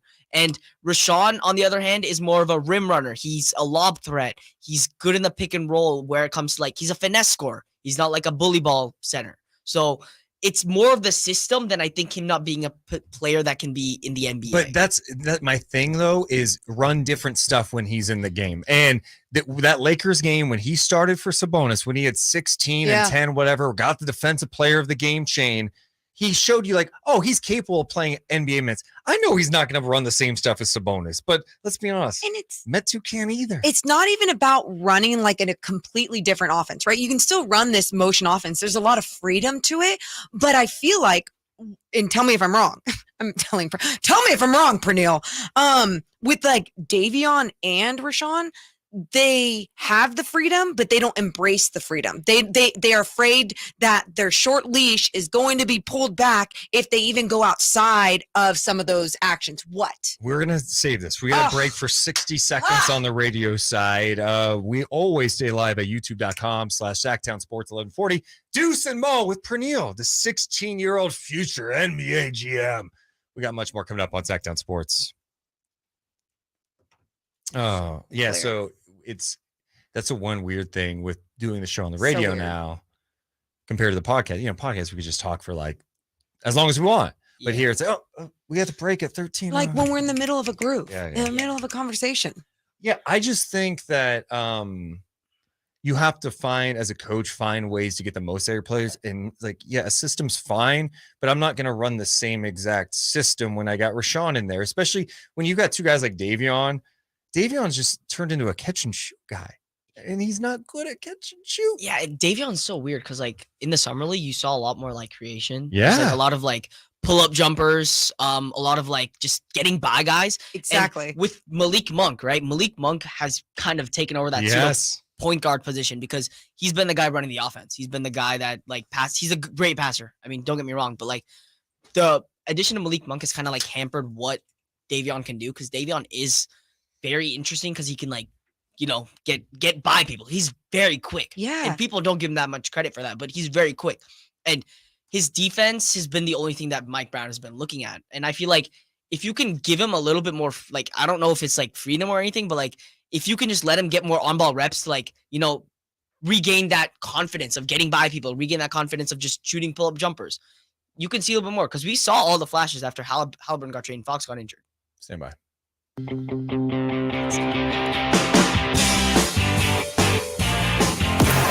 It's Deuce and Mo. Deuce and Mo on Sactown Sports.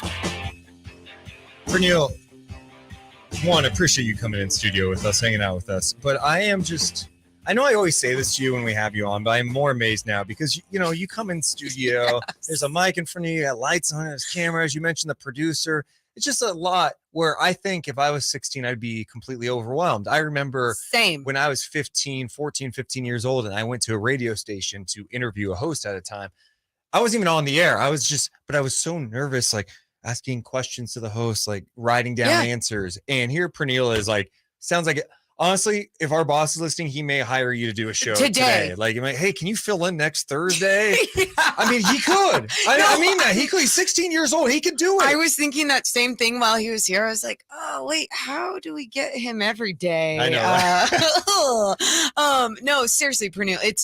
Obviously, it's impressive. But, you kind of have this old soul. We've heard it on our podcast and everything. But truly, thank you for coming in and sharing your knowledge with everyone today. For sure. I'm honestly lucky that I'm able to do this in the first place because, like, my dad and my mom have always been big on, like, me being able to, like, do public speaking. And, like, I've been doing debate since I was in 7th grade. And I coach debate now, too. So, like, it's just honestly, like, a skill that my parents have, like, ingrained in me to be able to do that because they say it'll help in, like, interviews and, like, in this situation as well because I don't really get nervous. I'm just, like, I have the prep. I have everything I need. There's no reason to get nervous. And you are prepped. When I was asking him to come on, he goes, hey, what topics are we going to hit? I just want to make sure I'm prepped. I'm like, prepped? You got this. I got like a page and a half here. Page and a half, huh? Yeah. I mean, a lot of it is like draft stuff that I wanted to write down so that because it's all in my head. Yeah. I wrote down a lot of draft stuff. So I want to get more into the Kings in a second, but we were just talking about it. You probably heard it on the way in, just the All-Star game. You're 16 years old. You're going to have a different viewpoint. A different perspective maybe than me watching the game. Did you watch the game Sunday? Were you irritated by it? Like, how do you feel about watching the NBA All-Star game on Sunday? So my parents had I had cousins come over. So my parents went with my cousins, with my sister out. So I was home alone. So I was watching the game. I wasn't paying attention though, because it was mad boring. It was really, really boring. There was like times when Fox would come on. I'm like, wow, Fox is on. And he had like a layup here. He'd like missed a layup. That's all I remember. Dunk he missed. Yeah. I wasn't paying attention that much by the third quarter. I watched the Elam ending part. Halliburton was cool. That was another guy I was rooting for. And he hit like like 3 threes in like consecutive. I was like, yeah, let's go, Hallie. And Domas had like a dunk here and there, but I honestly wasn't paying attention. It was really boring. I turned on like a TV show and started watching TV because I was that bored. So how do you make it better? How would Praneel, if you're in charge, Adam Silver calls you today and it's like, hey, We need a teenage perspective. You know hoops, you know ball, you're in the film room. How do we make this better? How do we make this better? I would say that the incentive of like charity is cool. They obviously have like the you win a quarter, you get charity, but I think there needs to be a little bit more because like in the NBA now, everyone's friends with each other, right? There's no like if you look at the 2000s, there was a lot more beef. For being completely honest, there's a lot more rivalries, and like I saw some clips on Twitter of like those games and how intense they were. No one really cares. They just don't want to get injured. So you need more incentives to make people want to play more. It's funny when people bring up the friend component because for me, I could go play basketball right now against a close friend. If we're competing against each other, I'm going after the guy. There's competitive fire. Yeah, I don't care if he's my friend or not. And then you go to the next level. We're talking about pro sports. I don't care if you're my friend. I'm going to get into you. I'm going to play physical. I'm going to try to get in your head. Afterward, we could say what's up and be all cool. But no, I'm not cool with you during this trip. See, I'm like that. Like if it was in a regular season game, but no competitiveness. An all-star game, no, because like I feel bad if someone is like, "Hey, this is going to be my tone. Don't go past it." I want to respect that. I want to respect their boundaries and do that. But at the same time, like I understand where you're coming from too. I would not want to play against you in an all-star game. Well, because Praneel, there's been times we've competed against each other. Facts. And one time I fouled her. Well, okay. She hard. took the ball and threw it at me. No, I chucked it. I definitely did a side hook at you. I think I did that once in elementary school with one of my friends. Yeah. She was an adult when she did it. She is DeMarcus Cousins. What? I mean, got in trouble 16, though, so like, I didn't get in trouble. See, going back to the Kings, we were talking before the break about trying to get the most out of Davion and Rashawn. Is that what we were talking about? In the motion offense, and really just talking about how like they have freedom to do everything, but it feels like that they're not choosing to do what they do best within this freedom motion offense. Do you agree? Yeah, it's like more of a fit thing, as I was saying before the break, but like, I think the freedom issue is that I feel like neither player feels that it fits them the best, right? Okay. Because I was talking about before the break, but like Rashawn is best in that like pick and roll offense. Davion is better in the pick and roll offense. And I don't know. I honestly can't figure out what it is, but like if they could change the system, I feel like they would have already done that. Maybe they've already pushed Rashawn to do more like pick and roll stuff. Fox has always been pretty good in the pick and roll stuff, but I honestly have no idea what it is. And I'm going to be completely frank. I do think that we need to play especially Rashawn a little bit more to get him off the team. You need to up that trade value because currently I feel like Rashawn has no trade value. No one really wants a 28-year-old center who's being paid $10 million that's getting more money, $12-14 million a year moving forward. No one's going to want a guy like that. So that's not getting NBA minutes. And this, I go back to that Lakers game. I mentioned this last week when we were on. If you're Rashawn Holmes, you're asked to fill in and start in place of Sabonis. Not only do you start, you get a double-double. You help the team win. After the game, lasers are on you. They give you the defensive player of the game chain. And then you're thinking, hey, you get rewarded with some minutes. This could be you my play moment. the right way. Yeah. He did not. Davion Mitchell, someone in our chat, Ragnarok now is bringing this up, and I agree. It's hard for Davion to get in rhythm when you're playing 3 minutes. 3-minute chunks are really hard. And that's the challenge, I think, long-term with Davion is like, all right, is this the best spot for him to be in Sacramento? Because Fox is here. And Fox, as long as Fox is here and playing at this level, this guy's going to be playing 35 minutes a night. And maybe there's not a spot for someone like Davion who believes he can go impact another team and play a more significant role somewhere else. Yeah, that's going to be a hard conversation that I think is coming because like Davion Mitchell, when he starts, is much, much better when he comes off the bench. Sure. And it's been shown last year. It's shown a little bit this year. But like whenever he comes off the bench, it feels like he's not in rhythm. He's kind of cold. And like you see in the jump shooting. And I do think that like with Malik Monk, it's got even worse because Malik does so many things that Davion was tasked to do last year, coming off the bench, being like the ball handler, the playmaker. Now Davion on offense is sitting in the corner. And on defense, he's guarding everyone. So like the offensive side, the defensive side, I'm standing by this, but Davion Mitchell is the best on-ball defender in the NBA. Wow. He has every single tool that you need to be an elite on-ball defender when it comes with lateral quickness, perimeter defense, intensity, IQ, screen navigation, off-ball defense. Imagine if he was like 6'4". That's if what he I was was 6'4", about to say. he would be defensive player of the year caliber, in my opinion. He's that good. Because how it sucks that he lacks that size, because that's like we saw it against Book, right? Where Book was just getting his, making sure he was shooting over. You're going to see it with so many of these guys in their length, even though he disrupts and does as much as he can. But when it comes to the best of the best, they're able to do something different against him. But at the same time, like, you're exactly right. He does just enough for an NBA player. We got to take another break on the radio side. We're always live on the YouTube page, youtube.com/Sactown Sports 1140. We'll keep talking hoops. This is fun. Our guy Praneel's in studio with us. It's Deuce and Mo on Sactown Sports. Hell yeah. Right. What's up, YouTube chat? Hey, if you're in the YouTube chat, hit the thumbs up button. Let's get that going. Let's get to 200 thumbs up. It just helps the channel grow. You know, someone did mention this, and I was going to say this to you too, because we were talking about Davion starting. Those last couple of starts he had before when Fox was having his baby, and it's like he wasn't getting things going, and he doesn't have confidence. That's what I'm feeling right now. And this is what doesn't get talked about enough when we just have basketball conversations, sports conversations, just the mental side. Actually, people that are Praneel's age focus more on this stuff than anything, I think. You guys are more in tune with the mental side, right, Praneel? Wait, what was that again? Yeah, I know you weren't listening. You're fine. See, I was a test. I do the same thing. She does that to me all the time, and I get mad. No, but like the mental side of sports. Like you guys are more into it, like from your generation, it feels like. Yeah, I think it's like more of a confidence thing, especially for me. When I was on like travel teams and like rec teams as a kid, I wouldn't get playing time, and I'd always be in my head. And I this moment where I was considering switching to my left hand for jump shooting because I would never get like reps with my right hand, and I was never shooting well in games.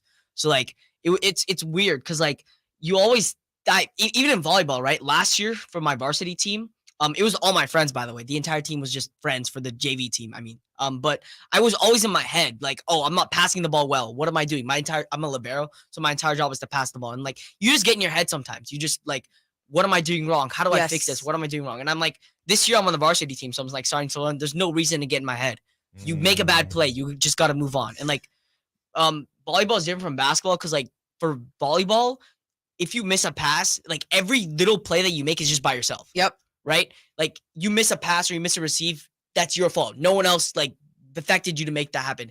If you hit a ball or like you hit it out of bounds, that's your fault. If you set the ball badly, that's your fault. So like, basketball is a little bit different, wherein if people are noticing you doing bad, it means people sometimes feel like, oh, you're really doing bad. Yeah. So it's like you get really in your head. Like, oh yeah. I used to get in my own head all the like I would have games where I was, I had 14 points, but I was like, oh my gosh, I don't have 25 for my team. Like it was weird how that would just make me worse. Like I would just become a worse player and I didn't have any like self-awareness of where my head should be mentally. And I was always overthinking things. So at least you're already making the adjustment from 15 years old to 16 years old to be like, oh yeah, maybe I shouldn't do that too much to myself. Yeah. And I think with like competitive sports, there's always like a pressure to do good.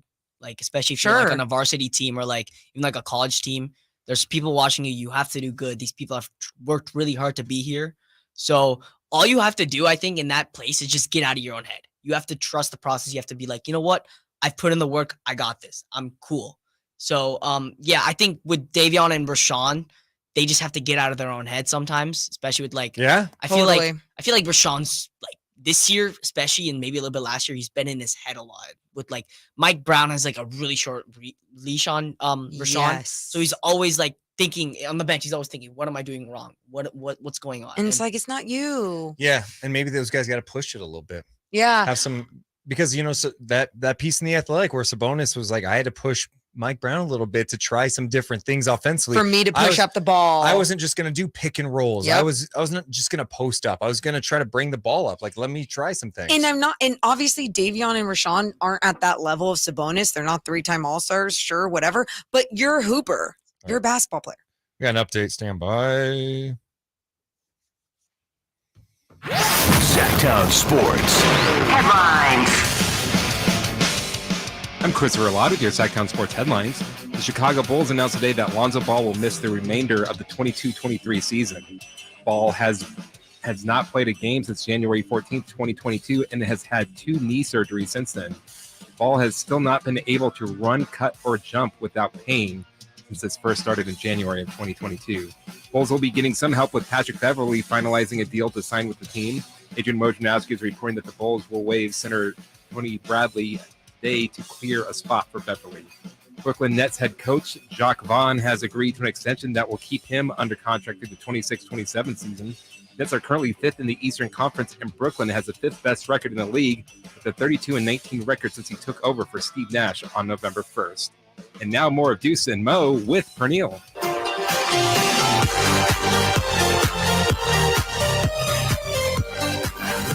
It's Deuce and Mo on your local sports leader.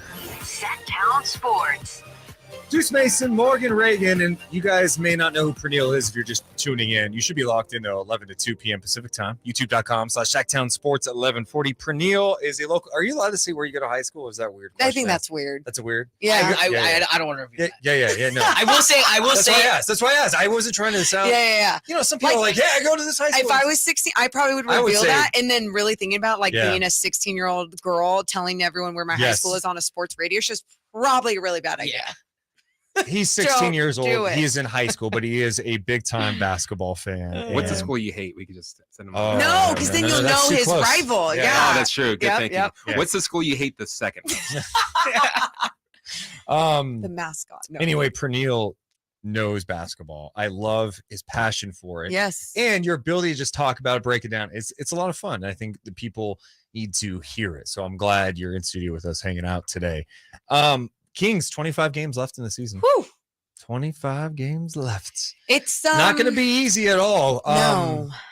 Where are you at with this team with 25 games to go? Are you pretty confident that they can remain in the top 6 at least, Praneel? I honestly don't know. I mean, the top 6? Hey, I think they probably will, considering the lead they have. But my biggest issue is that with what's happened in the West, you see. No, I love this. No, I love this because this is always what I go to. And Praneel's really smart, and it makes me feel smart. Go on, Praneel. With what's happened in the West, you see Kevin Durant, Kyrie Irving, all these people. And even the Russell Westbrook, I feel like is going to be underrated for the Clippers because something the Clippers have needed all year is playmaking. And he's a really underrated passer. I mean, people always say Westbrook. I mean, I've always liked Russ. I feel like he gets overhated for the Lakers struggles.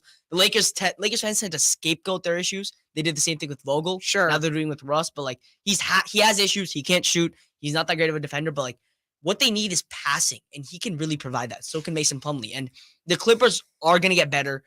The Suns are going to be ridiculous. The Mavericks are going to be better. Okay. So what I think the Kings need is we need to figure out a way to stop these teams that can score. It's been the issue all year long. You need to defend. And I'm starting to see it's not the effort, it's the personnel. And I don't know how much you can improve this year unless Kessler Edwards somehow becomes the greatest wing defending player I've seen in my entire life. He showed some flashes in the minutes against the Suns. I do like Kessler Edwards, even though there are people on Twitter, Rory for one, who think he's gonna be nothing. But I do think that he has potential. Sure, he was really in the draft community 2 years ago. He was really big.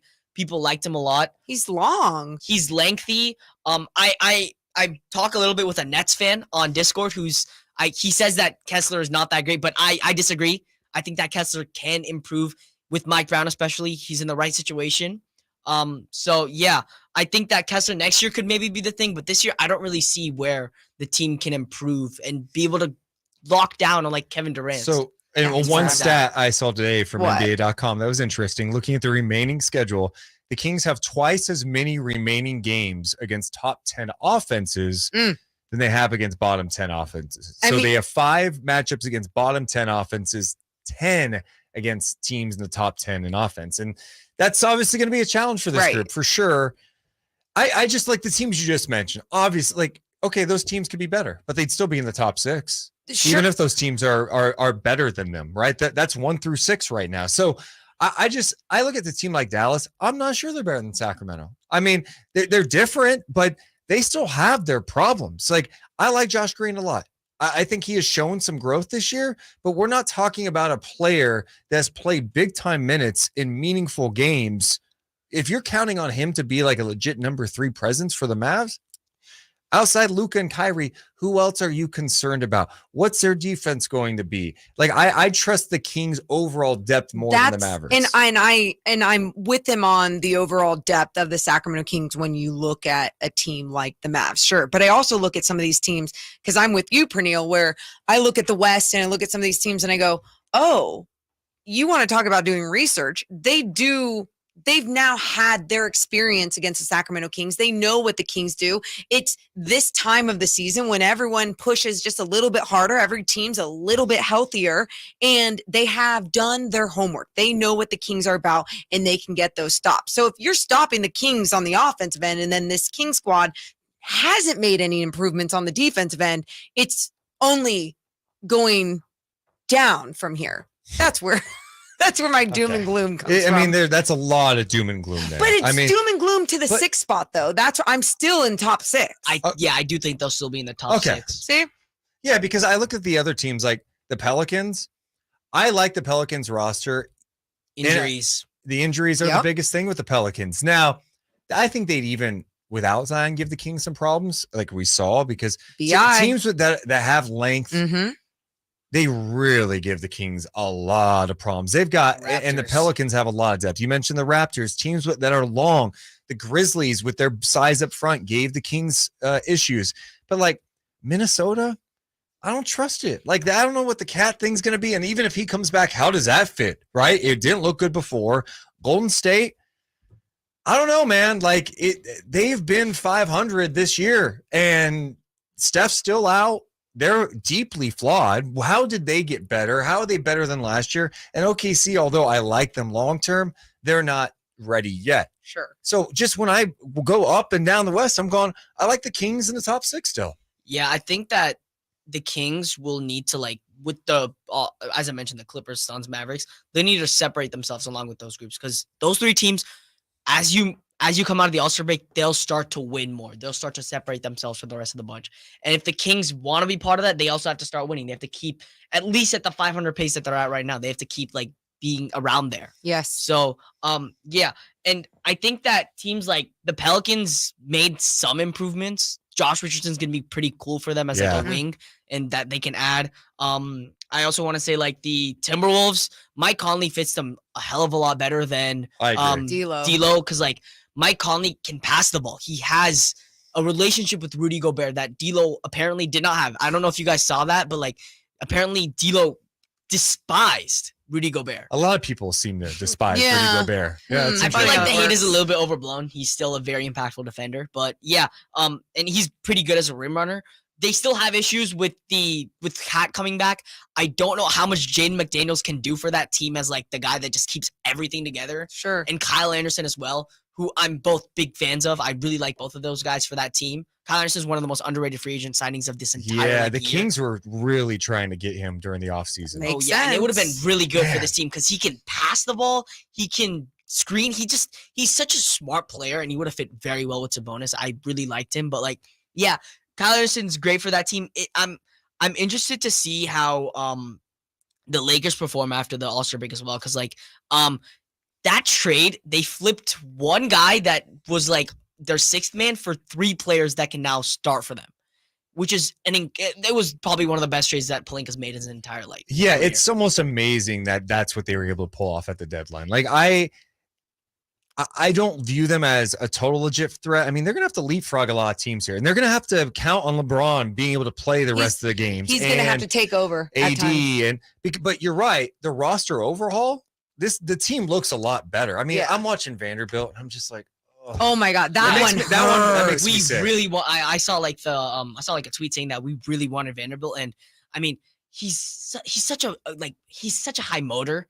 And he would have really fit, I feel like, because, like, he's so lengthy on the perimeter.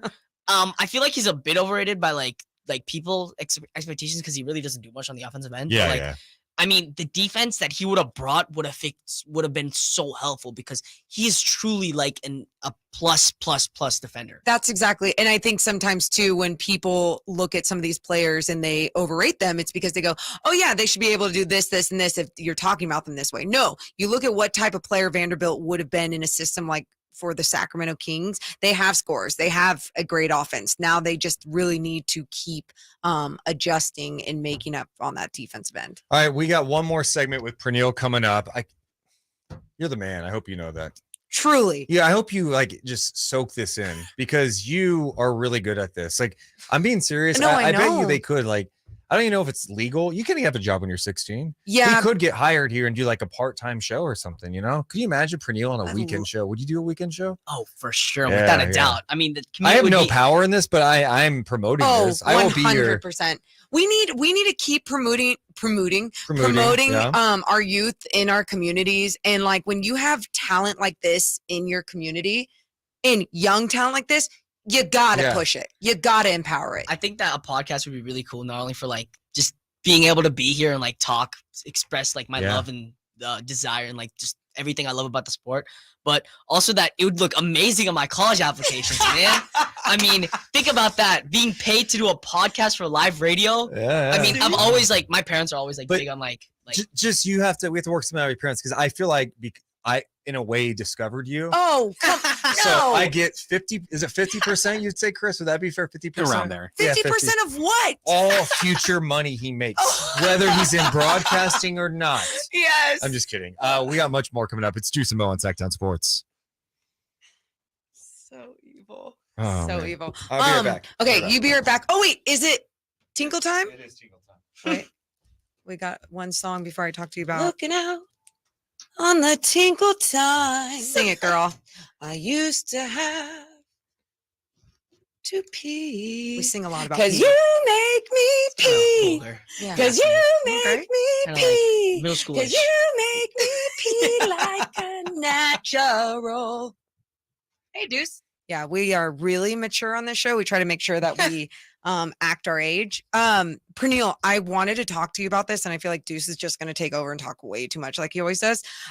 You were talking about Russell Westbrook. You were talking about the Clippers, and you were talking about why you like it. And my only, and this is going to be my debate, my challenge. When we were talking about him being a playmaker, completely agree. Do you feel like his passing ability has become a little bit sloppier? For example, I feel like his usage or how many times he has the ball or is passing it, there's more times like it's a really good pass. Oh my God, to a holy crap, where is that going kind of pass. I feel like it's been on both ends of the spectrum a lot more lately.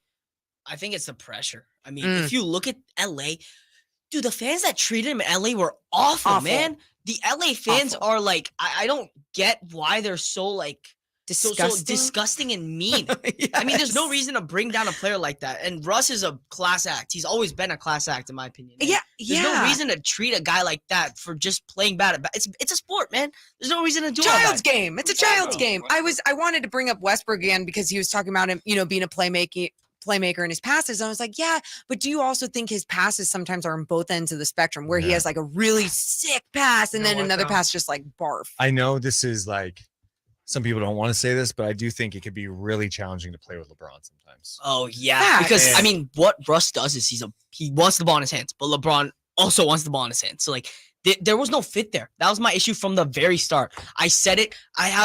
One of my friends is one of the most annoying Lakers fans in the history of the world. But like, I really respect him because he always like gives me these absolute like BS arguments. He just throws stuff at me, but like I always have to like figure out ways to like get around it. He's like, I think of him as like a training exercise because like he's a very like stubborn fan. But that's beside the point. I was talking to him about this, I think last year on like Russ being on the Lakers. He kept saying, oh, we got another all-star. We're going to win this. We're going to win the finals, everything. And my issue from the start was always the fit because LeBron needs the ball in his hands. Anthony Davis also probably wants the ball in his hands. Russell Westbrook also wants the ball in his hands. And that wouldn't work. And the fun thing about PG and Kawhi and Russ is that while they also want the ball in his hands, one of PG's best years was with Russell Westbrook at point guard because what PG is also really good at is playing off ball and being an off ball scorer. And Russ is a good passer. They know each other well. And overall, that team with Zubac, Marcus Morris, they have a lot of like, I don't know why I said Zubac when I was talking about off ball scorers, but they also have a lot of off ball scorers that can thrive off of Russell Westbrook, feeding them, giving them passes, running sets. And like Russ is, I still think, a very underrated player now because of all the beef and the hate that he gets. Yeah, he went from like overrated to now the way some people talk about him. He's underrated. Yes. Like, I think part of it is the amount of money he makes. Oh, yeah, right. for That's sure, gonna. I mean, for if Russ is making like whatever he's gonna make with the Clippers now because he got bought out, I don't know. Was it the minimum? I don't know what the veteran minimum If it's like is. if Russ is the being rest paid of the like year. $5 million a year for his production, that's good. Yeah, That's yeah. really good. It's just. I would even say like 10, 12 is good. Sure. And I also think just him getting out of the Lakers, that could be a positive for him. Just a better environment. Seemed like a toxic relationship. He also, it was for sure. He also needs to buy in. Mhm. You know, That's it. and that's it. Can't. if he's coming off the bench, is he? I mean, I assume yes. I would assume he's coming off the bench. Doesn't? I mean, do you think they're starting him? I think they announced that they're probably planning on starting him. Wow. I do like him. I think that starting him would be better than Bones. Because like yeah, it's just he cannot be taking bad shots, Oh, and a yeah, bad he- shot the from least has Russ to is be- popping a 3 in transition. I like Ty Lue with him because Ty Lue's a very cerebral coach, and it's just a much better situation for him. Yeah. Because like he won't get as much hate. He'll be in a place where like he's better suited for him. And I mean, he's still in LA, so like he probably will get much hate, but like Clippers fans are a lot more chill from what I've seen than Lakers fans. So like I feel like it's just a better situation for him, and I hope he does thrive. And you guys, if he's playing in that first game, we'll probably see him on Thursday, right? Friday. Friday? Yeah, the Kings play Portland Thursday. Friday. Okay. they Oh, play that's what it is. back to back. All right, We're stand on by. back to back. Yeah, I can't. It's kind of Here we sad, go. but Hold on, like one sec.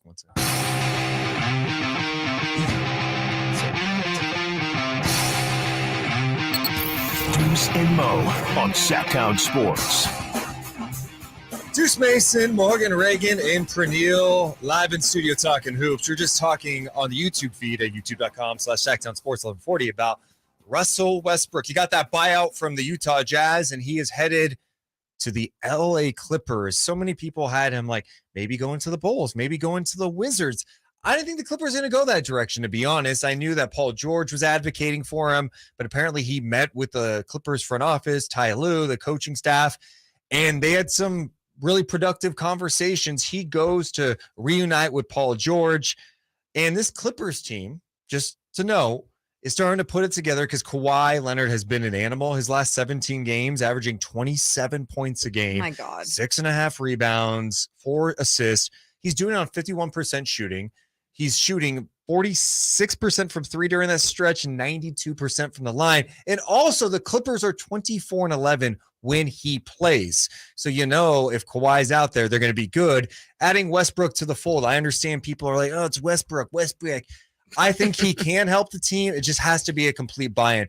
From a playmaking perspective, as you noted, Praneel, you know he can set these guys up. Mm-hmm. You just need an engaged Westbrook, and he has to play disciplined basketball in my mind. Yeah, what I thought was really funny was that coming into the trade deadline, there was like this press conference with the Clippers. I think it's their general manager, or it's like one of the front office guys, and he was noting things that he wanted out of a starting guard, and it was like half of the things Russ just doesn't do.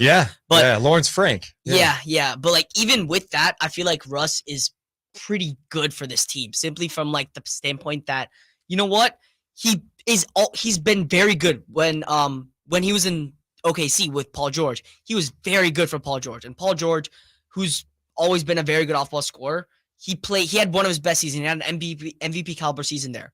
And same thing with Kawhi. I think the fit there is good. And what that team already does defensively, Zubac is a very good rim protector and very good player defensively. Kawhi, I don't even have to talk about Kawhi. Kawhi's incredible. Yeah. Paul George, incredible. They can sort of hide some of what Russ does that isn't that great defensively. And if Russ is engaged, I do think he can be a good defender, but like that's always been an issue, and I don't really bank on that. But the fit is so much better than it was in LA because not even close. Because you're right. Because look at what the Lakers were throwing out there at the start of the year. Wenyan Gabriel was playing big minutes for them, right? Yeah. They were Thomas Bryant was playing big minutes for them at stretches. These are, and I'm not trying to hate on these guys, but if you're trying to like compete at a championship level, They And you're have no trying to shooting. get Westbrook. Yeah, you have no shooting. The Yeah. Clippers, at least their 3-point percentage is in, the top 5 to 7 in the NBA. So that should be helpful. Just better players around him. And I agree. Yeah, I think it will be really interesting. I think something else we were just talking about when we were coming back was the Kings. I feel like they keep seeing player or teams that have the addition of a new player. They saw the Mavs with Kyrie, and then they saw the Suns, who obviously you didn't get to see Kevin Durant in that game. But now you're going up against the Clippers on Friday after Thursday night against Portland. So you're going to see this new look Clippers team, and we're getting into that part of the season now, Praneel, where we're talking about all these games the Kings need to win to stay in that top 6. It's only going to get harder, and especially even these next 2 games. Yeah, and I think our schedule remaining is like top 5 hardest schedules. So it's going to be really rough. But I do think that we're getting lucky that we're seeing like the baby form of this, because they're still figuring it out. Yeah. Meaning we get to see the mistakes. We get to see like all the issues. And like with the Kyrie game, we saw Luka being he wasn't that great in the overtime period because they were still trying to figure out who's going to get the ball in the clutch. And he's out of shape. Oh, yeah, that too. He's coming off an injury. Let's fat shame, yeah. But yeah, so like we seeing Russ earlier, I think is better than seeing him later, because if they figure that out, that team will compete with the Nuggets and the Suns, and oh my God, the West is really hard. Oof. But like all those teams for like the Western Conference Championship, because they have so much depth. I mean, I was looking at their bench and their depth a couple of days ago. They got Bones, Eric Gordon, Plumlee, Norman Powell, Plumlee, who's by the way can start. He's really, really good. Robert Covington, Terrence Mann might not even get rotational minutes.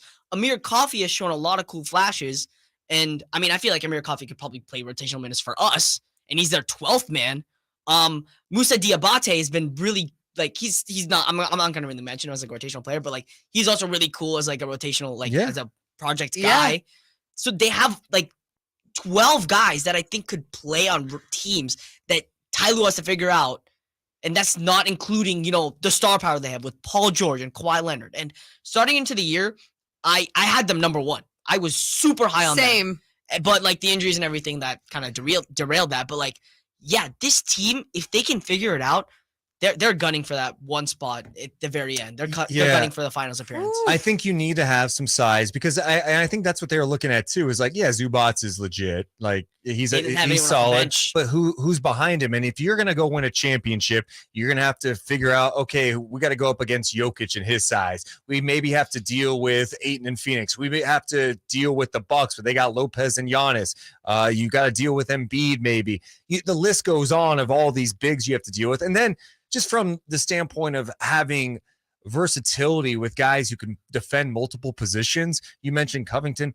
Covington's like been really in and out of the rotation this year. That's another guy that could probably help the Kings a lot, right? Oh, yeah. So I think they have all the makings of being a team that could come out of the West, but it's like we always say with them. It's like, all right, we'll see if they're healthy. I don't know. If healthy. I just have to, I'm not going to believe it until I see it with that group. Yeah.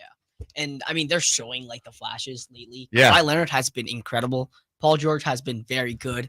And you see, they've been really good as of late. And I think this is like the All-Star break came out like a perfect spot for them. I mean, you can like regroup, you can like get Westbrook. And if they can get hot come late March, they'll be unstoppable. Oh, that's exactly, and especially because then too, they're starting to build their chemistry and understand what their identity is as a team, because everyone's healthier and everyone's playing together. And Ty Lue, again, another coach that is just up there when it comes to in-game adjustments and knows how to coach star players. Okay. Yeah. We almost have to break here. Okay. So before Praneel goes, because he actually has a life outside of this, believe it or not.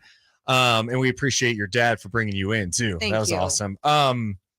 You have any big Kings prediction for the final 25 games? Do you have any? It seems like you're convincing yourself that they're a top 6 team. Yeah.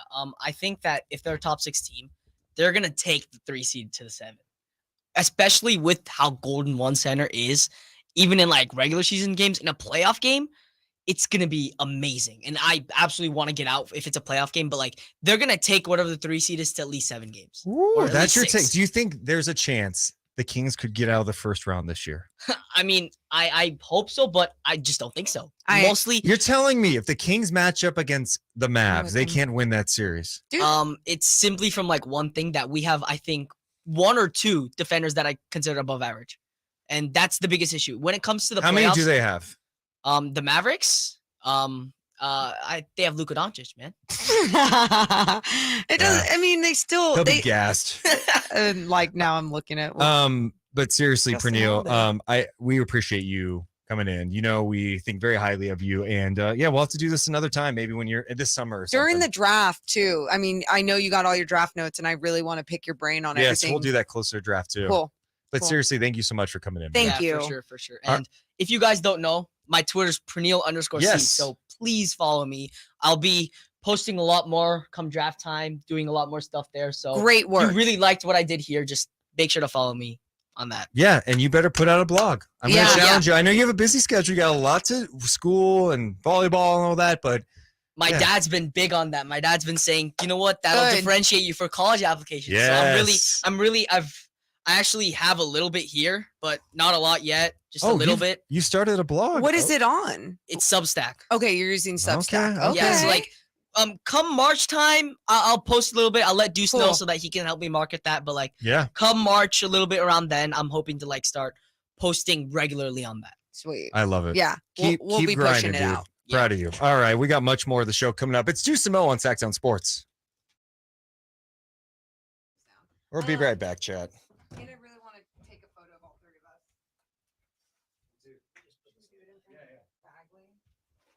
Thanks for coming in, man. Yeah, for sure. I'm actually, I think I mentioned this before, but like I won't be able to get to any games. But I'm really pushing my dad to get me out to the Portland game this Thursday. Okay. Yeah. So yeah, I really want to get out there and Yeah. just be in Golden One because I haven't seen the league. He has it for me. on, And guys. he almost gave up on that team like, Let's like 2 months ago. Yeah, we'll get let's get all four too. Yeah. How's it going? How bad? We'll see. I think it's this window. Here, wait, come this way. Okay. Yeah, there we go. All right, here we go. Let's get all four. Let's do it. Go on. Go on. Thanks for bringing Oh, it. man. Absolutely. Thank you. Good. Dude, There you go. appreciate it, man. Dude.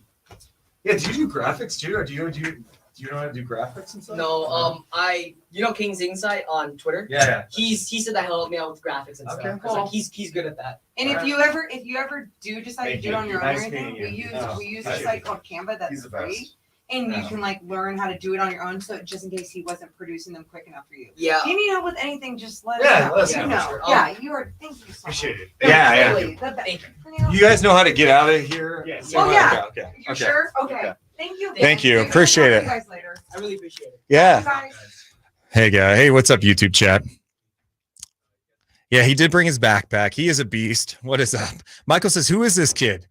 He's a 16-year-old that loves Legend. basketball. Here's my thing about our show. Like, if you know hoops and you could talk hoops, you could talk sports, I'm going to welcome you in. Yep. This guy knows what he's talking about. I don't care what you're Yeah. He's great. Praneel_C on Twitter. I'll drop his Twitter link in the chat. That's not going to do it. I have to do it through KHG Sactown Sports.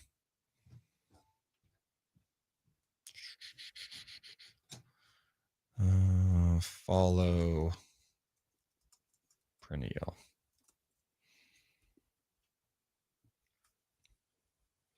You know what's crazy, Morgan, is I'm serious. I think he could host a show. Oh, no. Like, and I'm not saying he needs to host like I mean, if you gave him like an hour, like a podcast Yeah. or an hour show, you're telling me he could not host? Dude, he is he's absolutely oops, I'm going the wrong way. There we go. I was like expecting him to be like a little nervous or something because I'm Yeah. like, oh, you're coming into a station, dude. Like it's just always intimidating with the extra stuff like we were talking about. And nope, Praneel's just completely perfect in himself.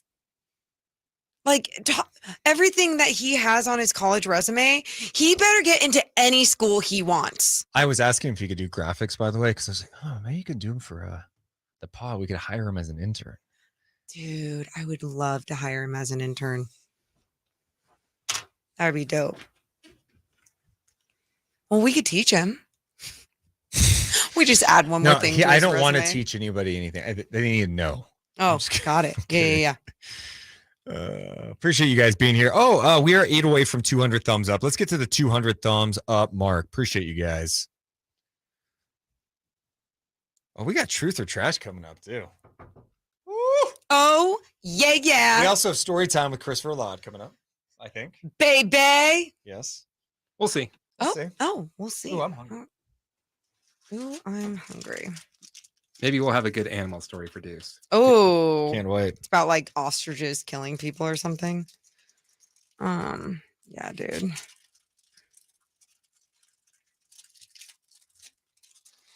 I'm back to trying to be plant-based again. God, are you? Good job. The ostrich thing. Oh no. We talk about the Star Show, but also being in that area and seeing all the cows. I'm like, man, I get so worked up when I see all these cows close together. You're thinking like their living conditions, and then I go through a drive-through and get in and out. It's like, yeah, that's hey, gross. hypocrite. I don't like it, so I'm not gonna support it. No, until I'm hungry. What if you found out like those cows are like jerks and they should be put down? Well, what if all those cows are like dead set on like attacking and killing as many people as possible? Would you feel better about yourself? But it's not the case. I know. They're like happy and cute and sweet, and it's like people want to just like torment them. It's so weird. God, this world is gross. That's very uplifting. Happy Tuesday. Hey! No, Joe, no one's saying that. Joe needs a cool in the chat. Yeah, He's already annoyed me. Get a hold Stand of by. yourself. Sactown Sports. Headlines. I'm Christopher Laud with your Sactown Sports headlines. The Chicago Bulls announced today that Lonzo Ball will miss the remainder of the season. Ball has not played a game since January 14th, 2022, and has had 2 knee surgeries since then, but Ball has still not been able to run, cut, or jump without pain. Bulls will be getting some help with Patrick Beverley finalizing a deal to sign with the team. Adrian Wojnarowski is reporting that Bulls will waive center Tony Bradley today to clear a spot for Beverley. Brooklyn Nets head coach Jacques Vaughn has agreed to an extension that will keep him under contract through the 26-27 season. The Nets are currently 5th in the Eastern Conference, and Brooklyn has the 5th best record in the league with a 32-19 record since he took over for Steve Nash on November 1st. 1 o'clock, time for more Deuce and Mo.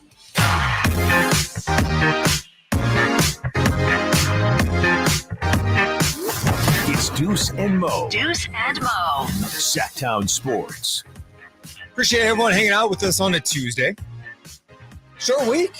Short. Oh, yes. Yeah. It's Tuesday. Morgan thought it was Monday today. Well, don't we work? Do we even work? Sunday, I know. Morgan, I'm talking about with this show. It's a short week with the show. Short week yeah, with the show. I know. We got 800 other things Sorry, going on. But okay. yes, this show. I'm talking about this show.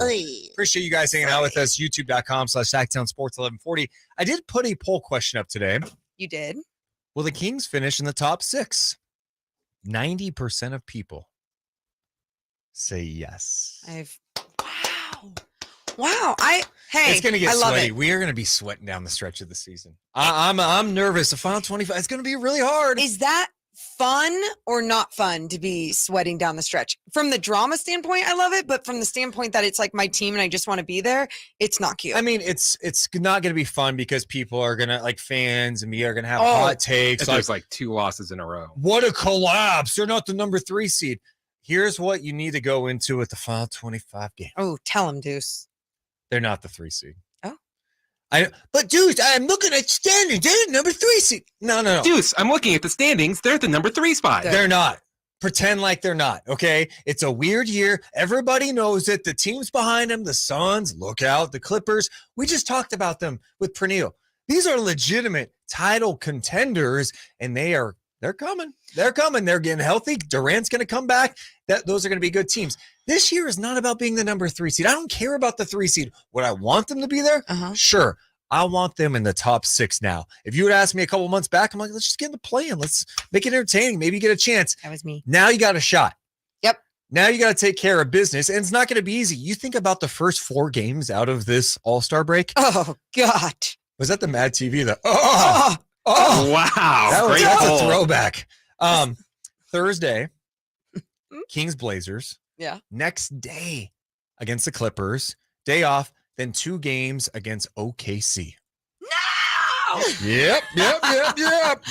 Yeah, it's bad. It's not bad. It's just not going to be easy. And again, I said embrace it. I said this earlier today. I was like, hey, there's going to be a little fire lit under everyone's tushes in the Western Conference. And this is why I love the play-in. And I used to be mixed about it, but why I love the play-in is because here we are post All-Star break, and there are definitely some teams just completely out of the mix. San Antonio, they're done. Mhm. Detroit, Houston, Charlotte, these teams are clearly tanking. But even teams like the Lakers and the Blazers that we haven't really spent time talking about a lot today, they still think they have a chance, and they're trying to push for the play-in. Yep. In a normal year, you and I would be talking about that with them. So that's what's exciting to me is you have so many teams still in it, and here we are headed into the final 25 games of a Kings season where these games have huge meaning. Usually by this time, last year at this time, you know what we're talking about? What are we talking about? Well, let's just see how Fox and Sabonis' chemistry works going into the year. Maybe they get a plan. Oh, wait, both guys are hurt. It's over. Right? I think they should rest the guy so we get a better pick. Yeah, exactly. Let's rest. Let's tank. How do they get a top 3 pick? I was going to say, so then did the play-in save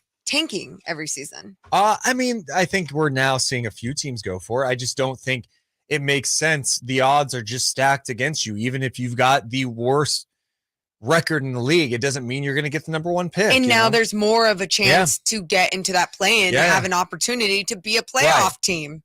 So that's what's exciting. And I'm just excited that the Kings are headed down the stretch run where, it's tough. But I think also teams, on the other hand, I think if you're a Portland fan, you're going, we got Sacramento coming out of the break. That's tough. Oh, yeah. You're not thinking good things. If you're an OKC fan, you're going, man, we got 2 against the Kings. Hopefully we get one of those. So it goes both ways. The Kings are still one of the best offensive teams. Mm-hmm. I'm really curious to see if this couple days that they get off here, which really isn't much for a few of their guys, helps them start knocking down some shots. Well, too. it also hasn't been something that has benefited them. If you look at the games that they had 2 days off of rest and then trying to play in a game, it's like they end up losing or it's just not their best game, right? So it's not like we've seen rest actually benefit these guys. And I don't think that's the whole story being told. I think it's important that these guys are resting their legs and resting their minds and everything else and not having the fatigue factor kick in on a second night of a back-to-back. But it's also important keeping that flow, keeping that rhythm from just playing in NBA games, NBA minutes, and going into these games like fresh, but also ready. In the YouTube chat, Stephen Brown says the Kings may drop to about 4 or 5, nothing less. Oh, that's confident. That is really confident. Yeah, I'm not there. Well, I think part of it too is even when Durant gets back for Phoenix, is he going to be on a minute restriction? Are they going to be cautious with him playing back-to-backs? I think something that we were talking about last hour, it does come into play is, although you can like the Clippers on paper, it still may take them some time to build like their chemistry and cohesiveness. Same with the Suns. Yeah, it should be nice to just put Durant in there, but it doesn't mean it's going to be completely smooth to start the year. No. Same with the Mavs, right? Yeah. No, I totally understand that. And I think when you look at personalities and basketball minds, it does make a difference. I think when you look at the combination of Luka and Kyrie and you look at those, it's not only just about their personalities off the court. You look at their personalities as basketball players on the court, and how Luka has only played one way for so long because he doesn't have a coach or a system or a style that is telling him to do something else, right? But now with the addition of Kyrie, it is going to force him to do something else. But is there going to be management and coaching helping them along that way to make it a beautiful relationship? And I think when you look at KD, Chris Paul, and Devin Booker, these are guys, Team USA, that obviously have relationships with Monty Williams and understand high level basketball, team basketball. And so I think they're going to be willing and mesh quicker than we think too. CJ in the chat says, y'all think Denver and Memphis are solidified, or are we the only ones dropping?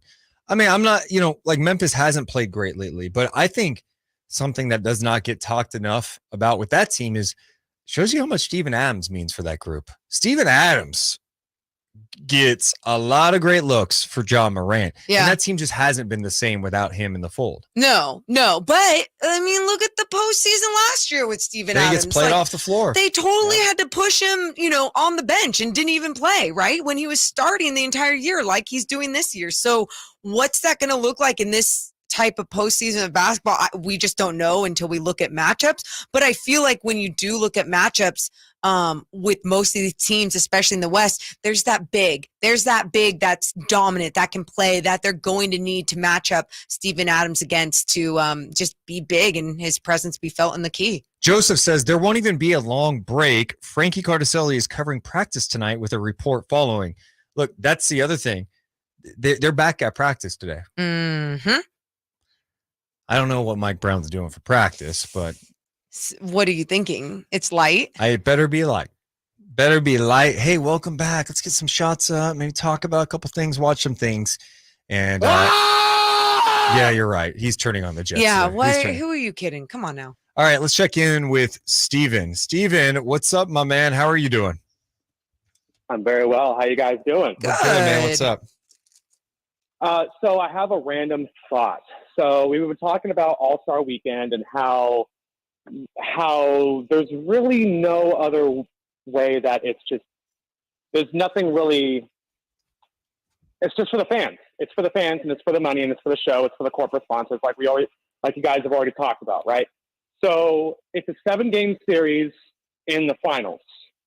So why not make it to where, I know it's kind of difficult, but I feel like the idea and the concept should be there. And I feel like the NBA should do this. The winner of the All-Star game, whoever side it is, East or West, they get the home game and they get home court advantage either throughout the playoffs or in the finals. So, but then what's the regular season mean? The standings, you could be the number one seed and you're fighting for seeding and stuff like that through the regular season, obviously. But when it comes to All-Star Weekend, when it's all basically I'm trying to find and try to create a way to where All-Star Weekend actually means something. Mm-hmm. And it's not just a glorified layup line. It's not just for everyone to be all showboaty. I feel like that'll add some competitiveness because whoever wins it is going to get quote unquote the home court advantage throughout the playoffs, or at least in the finals. So, you're going to play 4 games in Golden State and 3 games in Sacramento. For example, I know that cannot happen logically, but just as an example, you know what I mean? I feel like that could add some competitiveness to it. I feel like the players would either care or not. I don't know. But it's something, Yeah, I appreciate it, Steve. We're up against it. Yeah. I still go back to this. What was there to play for? But you're a professional. What are we doing here? Where Steven was going with that too, and if they did go back to East versus West and they went to that level of things too, I know sometimes you think, man, there's some guys playing there that aren't even going to make the playoffs, right? You look at SGA, the OKC Thunder, whatever. But at the same time, there's going to be more All-Stars than not that their teams are going to be playing for something. I just don't think it's enough of an incentive, and it's fair. Hey, we're just trying to make tweaks, Deuce. We're just trying to figure it out because good basketball at this time and something that the league can showcase and bring all their corporate sponsors together for one event. Yeah. In season tournament. Mr. Finals. Soccer player over here. But I think that they want to do an in-season tournament. They do. I still think they would do an All-Star game. Yeah. They're not going to throw away the All-Star game. Or maybe get rid of the All-Star game. And then... Ironically, an All-Star game is very American. No other sports league does this. Well, and the reasoning is always just what's there to play for? What's the point? It's that's what I don't understand. What? There's a point. You're a professional. Play for Deuce Mason. Do you care about the league or do you not care? Right. Are you that selfish? Just go play a game. It's fun. It's basketball. Hey, if I'm LeBron James, I get a chance to go play with Luka. I never get to play with Luka. That's fun. Have fun. That's what all it is. Deuce. But also, I think at the end of the day, some of these teams or some of these players are thinking this league doesn't care about me. This team doesn't care about me. I have to worry about myself. Ultimately, it's about me. It's about my money. So screw everyone else. Truly. We'll be back with some truth or trash. Back in 60 seconds on the radio side. We're always live on youtube.com/Sactown Sports 1140.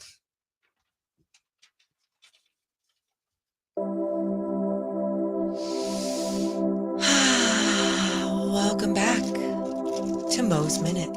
We are now in the 1 o'clock hour, taking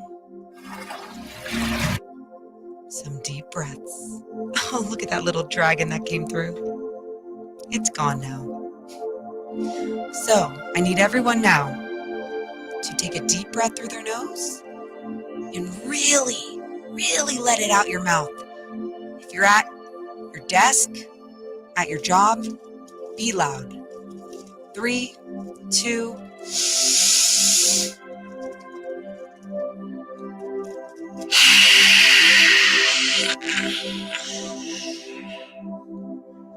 Did that feel better? Did your day just get better? I hope it did. This has been another Mo's Minute, sponsored by your sponsor here. Thank you, Chris. Thank you. Namaste. Do you feel better, Deuce? I wasn't listening. Oh, I know you weren't. Because you're kind of a beep.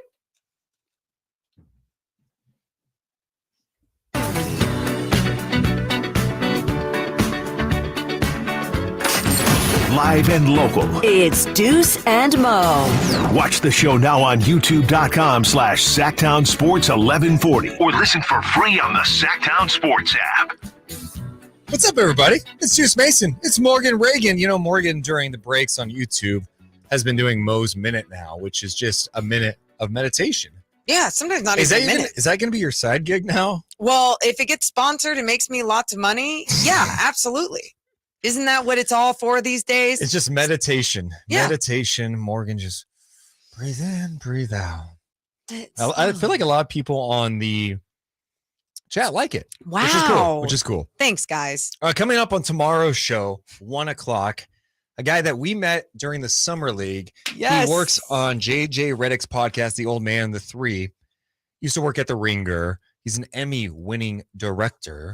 Jason Gallagher is going to be live with us. Yeah. He's very talented, super talented, So super talented. funny. He's a big Mavs fan, so we're going to talk some hoops with him. Yeah. Gross. I already hate it. I know. I went at him pretty hard. I think I was pretty aggressive with my Mavs hate when I met him. Really? In Vegas? Yeah. I was like, I can't stand the Mavs. Hate him. What's funny is that he's just one of the nicest guys, but truly one of the most creative guys. Love following all of his work. He made the didn't he write the Hallelujah song? How do you do it? Hallelujah. Oh, yeah. I don't know if he sang it, wrote it, or whatever, but he helped He was a produce part of it. Yeah. So he's going to be on the show tomorrow. All right, Morgan, it's Tuesday. Let's do a little truth or trash, huh? Truth or trash. We tell you what's real and what's downright garbage. It's truth or trash. Truth or trash. With Deuce and Mo. Okay, Morgan Reagan. First one. It's time for the NBA to blow up All-Star Weekend. It's time to rethink the entire event. Truth or trash? I'm going to go with truth. I know that sounds a little bit dramatic, and sometimes people have a hard time because they're like, whoa. You just can't get rid of something that's been there forever. Oh, but you can, my friends. And I know our guy, Chris Verlaud, had a solution of, hey, why don't you just have an in-season tournament? You know, blow out the All-Star Weekend thing because nobody gives a damn anyway. And you're just like, hey, why don't you play for pride? Like, why don't you just do that?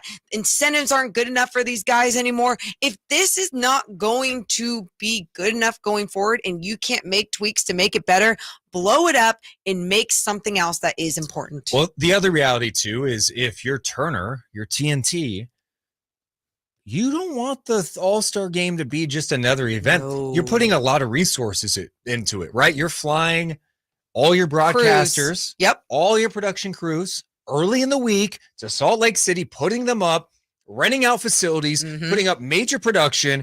And for what? A bad game that no one cares about. And when you get that reputation, that's a hard thing to shake. Adam Silver was sitting with the head of Warner Media during the All-Star game. Did not look like it was a very happy time. Those two were chatting during the game. So Yeah, they got to rethink some things. Absolutely. Are you down for blowing it up? I mean, though? blow it up from the standpoint of we need to have a serious conversation about, okay, is it time to change some events? How do we do things? Restructure the game. I'm open-minded. I just want to turn on an all-star game that is fun. I think sometimes too, people get afraid of like, oh, don't mess with tradition. It's okay to mess with tradition. Yes. I mean, look at the way, yes, please. Look at the way that they even added the play-in tournament and how it's made things exciting for teams that are losing even, right? And at first it was like, are you rewarding losers? No, these losers are finding ways to fight to get into those spots. All right, next up, Morgan Reagan. 1 second. The thing I found tough about the All-Star game is that they are all having the same conversations that we are having. Yeah.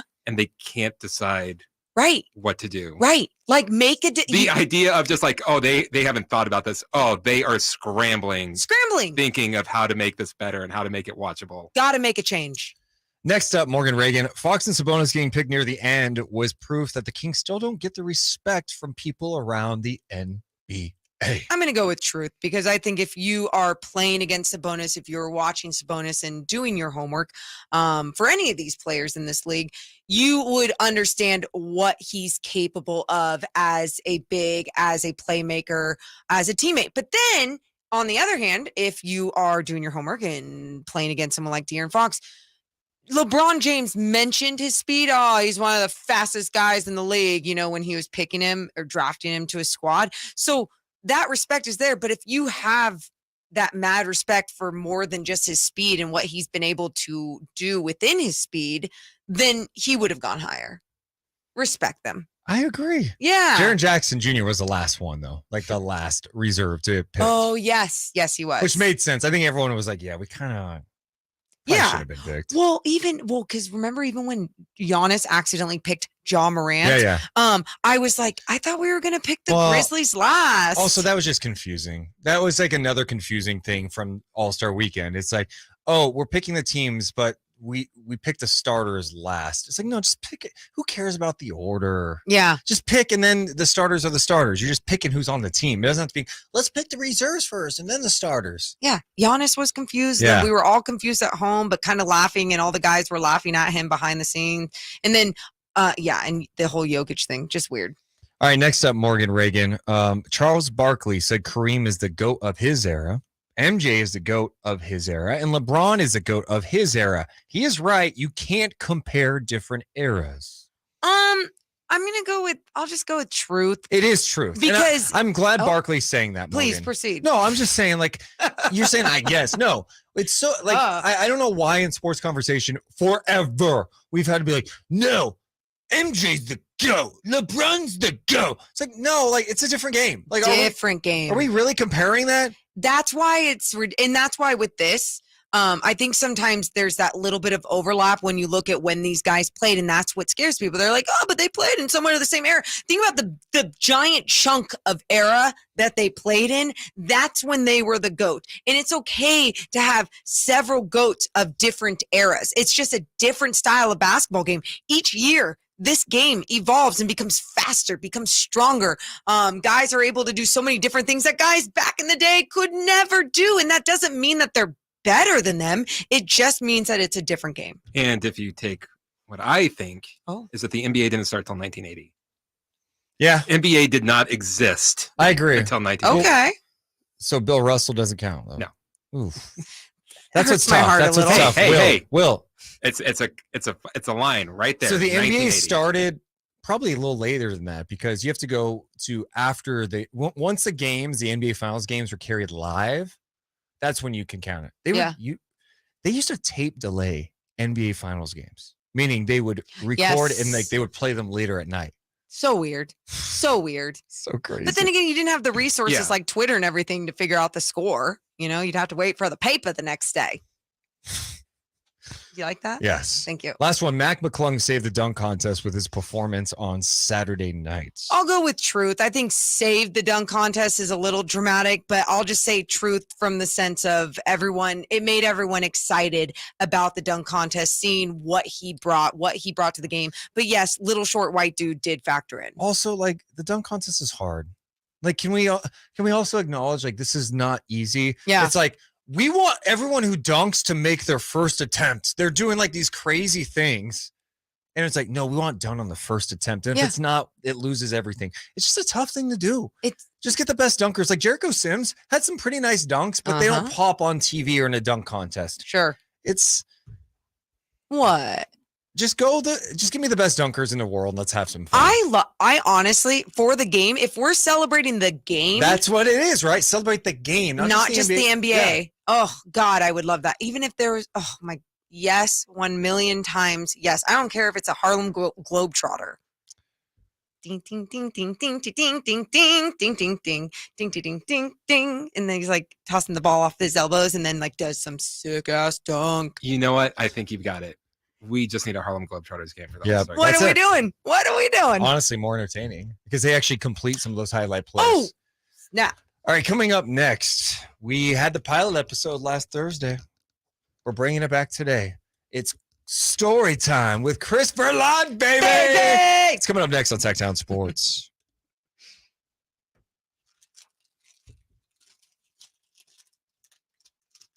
What?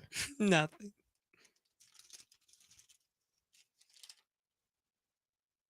Games should be tape delayed, says Chronometer. You know, I've told you this, that since we started doing this time, I'm not watching my soccer team during the show because I need to be. Yeah. It can't be 100% with either I've done my best to not get the score ruined for me. Okay. And it's happened both times. How did it happen this time? The last time it was my cousin texts me like right after the show. He says to me, oh, at least you weren't upset at work all day. Like, what is that supposed to mean? Then he texts me the score and I'm just like, oh. Okay, so what's this time? What happened? No, that was the last time. The time before that was I did it, kept everything away, went to go watch it on ESPN Plus. Go to click on the video right next to it. City game-winning goal. Highlights right here. Yeah, that sucks. I'm sorry. Well, next chance tomorrow. Yeah. Against RB Leipzig. Oh. Leipzig. Oh, yeah. Leipzig. Yeah. Love them. Leipzig? Leipzig. Leipzig. Those jerks. What do you think the RB stands for? Be careful here. Ruthless Oh, bastard. yes, love it.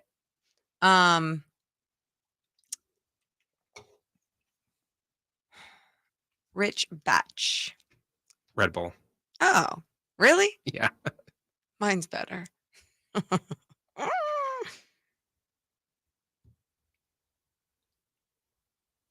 you feeling, Deuce?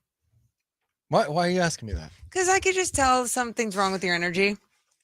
You're eating like. I was hungry. I can't eat. Look at this. It's during a break. Lashing out. Uh-oh. Do we need to breathe? No, we don't.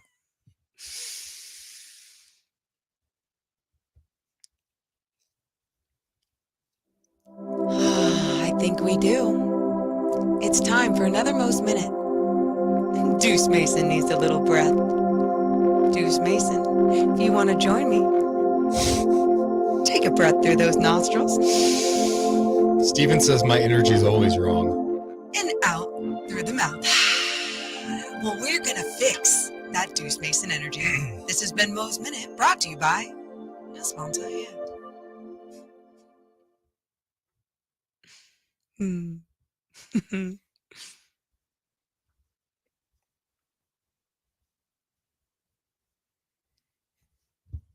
see our buddy Mark Spears got into the Hall of Fame. Dude, I need to text him. I forgot about. I need to text him. He's my friend. He is my friend. Great friend you are. That announcement came out, what, Friday? Yeah. And I said, I'm not Yikes. going on my phone or doing anything except taking photos and videos. And that's what I did. Chose not to communicate. I'm sure Mark's the type of guy, too, is like, what the hell? Now? This happened like days ago. He blocks my number.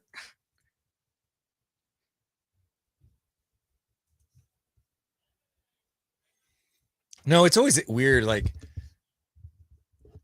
you want to send that, but like that day when it came out, 100 texts, thousands for Mark Spears. You think? I got 1,000 texts. See, and Think that's all the players, coaches, people in the business, friends, family he knows. yeah, and that's why I see he'll actually get back to mine or give me. Yeah. So what'd you tell him, Deuce?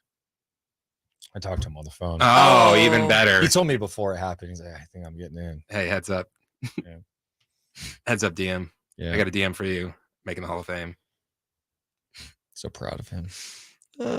Mark one time tried giving me like a little nugget and was like, "It's all yours. You can tweet it out." And I was like, "Mark, I don't report news." I was like, "I don't need this." I thought you meant a Denver nugget because no, just like a little basketball nugget, and I was like, "I'm good." What was it? I still can't say. What? Okay. Oh, it's not out there? I mean, It it's is. so Oh. long ago, but yeah, it's nothing. You can tell me afterwards. Okay.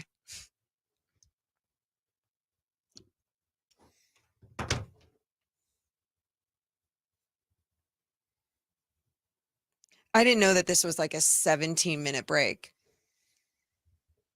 It was only. Oh, I think we're making up for yesterday.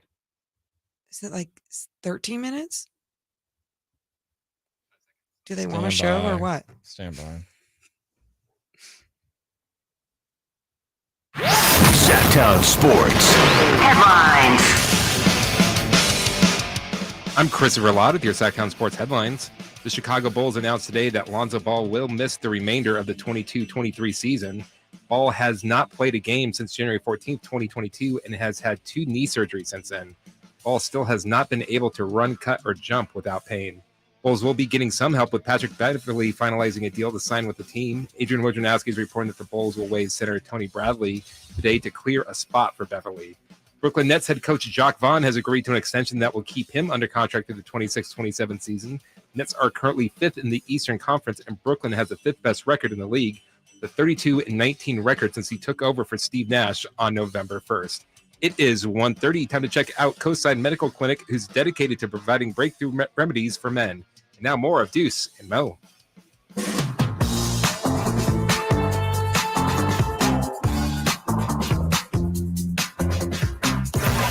It's Deuce and Mo. Deuce and Mo on Sactown Sports. This place kills me. Like I don't know how it is acceptable in life. If you go into an office in 1 minute, God, it's pleasant. I don't know what's pleasant. 70 degrees, maybe. I don't know. In an office. yeah, we can go with 70. Sure. Let's go 68. Okay, 68 degrees. Beautiful. Where Cold 1 to me, second but yeah. it could be 68, and you're like, "What's a little brisk but nice?" Then turn into, "Hey, I'm kind of sweating right now." Like 90. Like I have to keep taking off my stupid light zip up because it gets that hot in here. Like what are we doing? When Praneel was here, I almost was like whispering to him, "I'm so sorry. Are you Using okay?" a hoodie. Like, and what's crazy is the first time we worked at this place, at the old building, same issue. thing. Same issue. This is a different building. Actually, same issue. That was way worse over there sometimes. All Feels I the know, same. but for whatever reason, can't be fixed. Yeah, why can't it be No, fixed? why would you need it to be Don't we fixed? have some sponsor that can like fix the air Apparently, or something? this building and the old building, it was impossible to fix. I really don't, and I'm not even asking for much, and I don't care for much, but truly, for everyone here, I mean, that should be one thing that could be a priority, right? People don't realize, like, I bring a sweatshirt every single day of the year. Yeah, see, because even when it's 106 outside, it's going to be weird 50 here. I'll be wearing this in the summer, baby. Let's go. Well, hey, it's Deuce Mason. It's Morgan Reagan. Christopher Ladd's the other voice you hear. And last Thursday, we debuted a new segment called Story Time with Christopher Ladd, baby. It's a chance for Chris he always brings up random stories. Sometimes we don't get to them. We figured let's have a segment dedicated to some of Chris's bizarre stories he comes up with. Yes. So let's bring on Story Time with Christopher Ladd, baby. That's right, everybody. Story time with Christopher Ladd, baby. No, I sort of tease this out to you, Deuce. I know you're a big animal person. Animal? Yes. Okay. Ostrich, animal, All right. same thing. I Yeah. thought you said something different. So would you like to start with an animal story or no? Yes. Please. Please bring it on. All right. This took place in Brooklyn, New York. Okay. From the BBC News. Okay. Hello. A 4-foot alligator was spotted Saturday morning No. in Brooklyn's Prospects Park. The staff contacted the park's authorities, who captured the animal in the park's lake, was taken to the Bronx Zoo. Now, what would you do in this situation, Deuce? If I ran into an alligator, You're hanging out in New York City, yeah, in Brooklyn, at the park, okay, and a alligator pops up. 4-foot alligator, by the way. 4-foot alligator. I mean, I'm not really nervous about it. How close is it to me? You're walking around the lake, and it's in the lake. That's fine. I'll just go away. I'll just walk away. It's not a big deal. Those things are quick, dude. Stop. Quick. They're as fast as me. An ostrich goes 45 miles per hour. I looked that How do you up. know that? Fast. I looked that up. You- I mean, if an alligator came into this room, completely different scenario. If an alligator was just in this 20 room, miles per hour. You ain't running 20 miles per hour. are you? There's no way an alligator goes, maybe swims? It says, maximum in the water. I was gonna say, what kind of alligator? Are they morphed into it? Wait. Okay, wait. Wait. Can go on land. Hold on. This is important. Morgan, it's an alligator. They can't move that fast on land. Get out. Oh wait, it says alligators can reach speeds of up to 35 miles per hour on land. No, they Are they falling from something? They are known to tire quickly, though. In the water, an alligator can reach up to speed to 20 miles per hour. So 35 miles per hour, you dead. No, I'm not. If he's coming out of a lake, there's a slope. Which he's going 35 miles. No way an alligator goes 35 miles. No, no, it's not happening. It's not happening. on Google. Okay, so what? Anyways, the alligator, nicknamed Godzilla, fortunately, it was in poor condition, described as very lethargic and possibly cold shock. But Godzilla is currently being evaluated in the city of New York's Bronx Zoo, and they just want to let people know it is illegal to keep alligators as pets. Oh. And also illegal for releasing animals into New York City parks. Did someone have it and then just release it? That's 100%. How weird is that? That's so It didn't swim up here. gross and sad. That is so sad. God. Well, it's still alive though, right? For now. Yes, at the Bronx Zoo. Can you keep us posted on this alligator life? I'll keep Thank it you. on. Yeah, make a call. Let's call the Bronx He Zoo. said, Figure out. "See you later, alligator." Rising Star, Texas. This comes from KTAB, KRBC. Back in January, a third grader at Rising Star Elementary School found a gun in the school bathroom. I already don't like this. The student immediately told a teacher without moving or touching the weapon about it, and that it was handled. Superintendent Robbie Stutterville praised the child, saying this is one of those examples of guns in schools, regardless of who takes responsibility, they're a considerable danger, and one should school their children how to be around with weapons or see them in different areas. You should be aware of that. Now you're wondering why he's just like, hey, regardless of like how the gun was there, that's probably because Superintendent Robbie Stutterville was the one that left the gun in the bathroom. Of course. He's like, hey, Scott, he knows how to be around them. Let's see how the children react if I leave a gun in the bathroom I'm stall. putting it right in the bathroom. Stutterville says he took the gun off and placed it in the stall where it was left unattended for around 15 minutes until the student found it and told the teacher. Stutterville also said, hey, guys, there was never a danger other than the obvious. That's a direct quote. Oh my God. The Rising Star Police Chief Don Brumley says there's an active investigation that began last Wednesday when his office was notified of the incident. The superintendent now says he is no longer bringing the weapon to school. Fire the loser! Oh, you say he's no longer bringing it to school. He learned his lesson. Oh, my bad. My bad. I shouldn't have left it there. I shouldn't have brought it to school. My bad. I won't bring it to school anymore. And I left it in a bathroom stall where children could get. But hey, the child did the right. He did the right thing. There was never a danger. Yeah. Except for the obvious. I am so confused why there are so many idiots in this world. I wish that alligator ate that man. Wish that happened. Ran after him, 35 miles per hour. Okay, so let's end with a Positive. Oh God. Okay. Here we go. Probably not. This takes place in Las Vegas, Nevada. KLAS TV. Family of David. Now I've been having trouble with this name. I believe it's Jagalinzer. Sounds right. David Jagalinzer of Florida. Of course, the famous Jagalinzer family. The family of David Jagalinzer of Florida is suing the Wynn Las Vegas casino after he suffered a cardiac arrest on their property on April 6, 2022. According to Christian Moore's trial attorneys, while Jagalinzer, I hate this name, was playing blackjack, his hand convulsed and he fell onto the table with his head down. But instead of calling for paramedics, the dealer continued to deal cards to another player at the table. Yes. According to the lawsuit, he stayed in that position for 20 minutes, and it wasn't until a new dealer arrived and made the remark of that he exhibited discoloration to his skin and appeared not to be breathing. Oh my God. At this time, employees tried to render aid with the defibrillator, but they were not trained on how to use the machine. 26 minutes after he first collapsed, paramedics arrived and were able to revive him. Unfortunately, he suffered from a lack of oxygen to the brain, and he died on October 18th. Oh my God. So who's suing if he's dead? His family. His family. That's what he just said. Yeah. I wasn't sure if it was still him. Okay. Well, I guess they have every right to sue.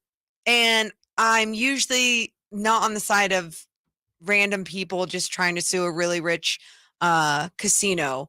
But yeah, that sounds pretty bad. Listen, I like Vegas. I've been there for a while, but I love Vegas. I like playing blackjack. Okay.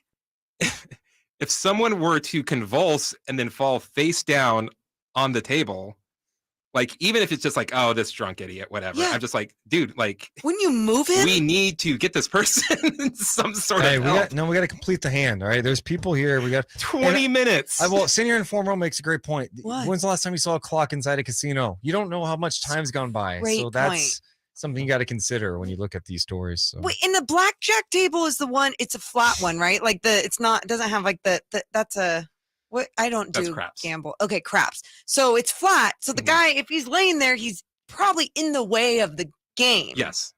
Okay. Like, just me thinking about that you're there, his arm and face are on the table. You're taking up half the table.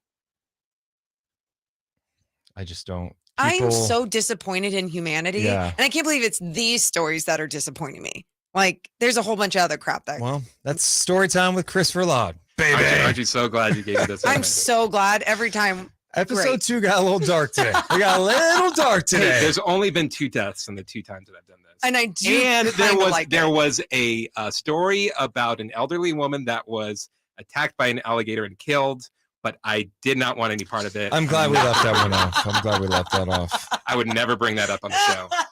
All right, coming up next, we got closing time. It's Deuce and Mo on Sactown Sports. She couldn't run 35 miles per hour away from it. That's messed up. But it's funny. Like, we're just comedic relief, you know?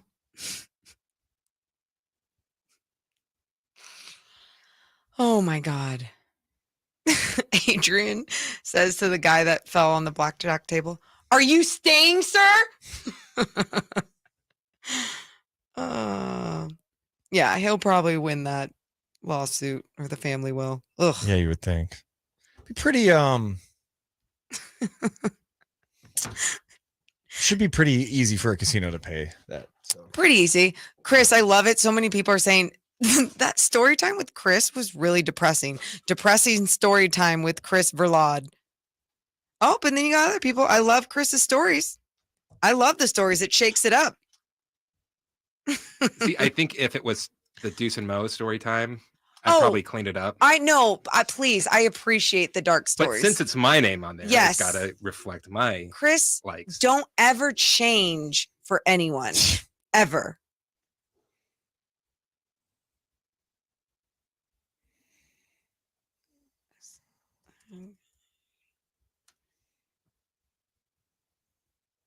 The Magic waived RJ Hampton.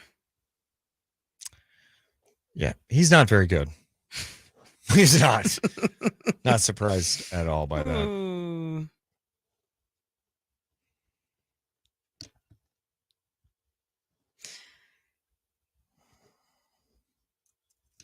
Brooke says you need more high school stories from Chris.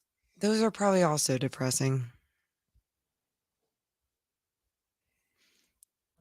Wasn't able to get to it, but I think I'll get to it for our next one. Oh, perfect. About where you want to live during a zombie apocalypse. Ooh, save it.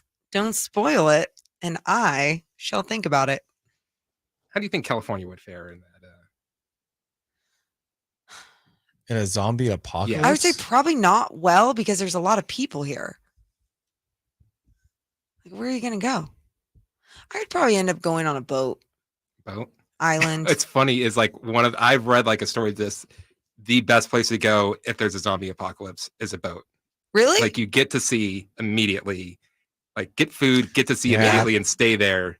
But if a zombie hops on an alligator, it's over because they swim so fast. 20 miles per hour. Yeah. I mean, a shark, if they take a bite out of a shark and make it a zombie shark, you dead. There's got to be a movie called Zombie Shark, right? Well, there's Sharknado, so I'd hope so. If not, let's There get you on it. Steven says, getting waved by the Magic is the NBA career kiss of death. I mean, really. Zombie Sharknado. Yep, that would also be. There is Cocaine Bear, but that's technically a true story. So, based on a true story. Or I'm sorry, based on a true story. Which means a bear got into cocaine once. Correct. But because you saw those, because the whole story was in the trailer of this movie, and it was like all these drug lords trying to drop off hundreds or millions of dollars worth of cocaine into the forest for these guys to pick up. And instead, the bear got to it first. Then it killed a whole bunch of drug dealers. I think it's going to be a funny movie. No, it looked actually really gory. Let's see here. What's wrong? It's not out yet, is it? No, not until March. This week. No. February? Comes out this week, I think. Oh. There we go, guys. No, they've been really aggressive in their marketing on social media. I don't know. Maybe it's just in my feed, but I'm getting a lot of Cocaine Bear in my feed. Oh, I'm getting a ton of it. Okay. I haven't gotten enough of it. Comes out Thursday. Oh. I think that's both because we've got that dark web email. Yeah, news. for sure. Good email.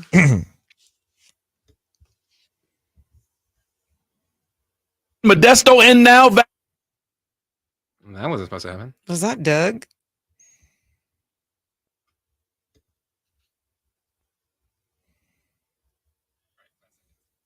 You got it, dude.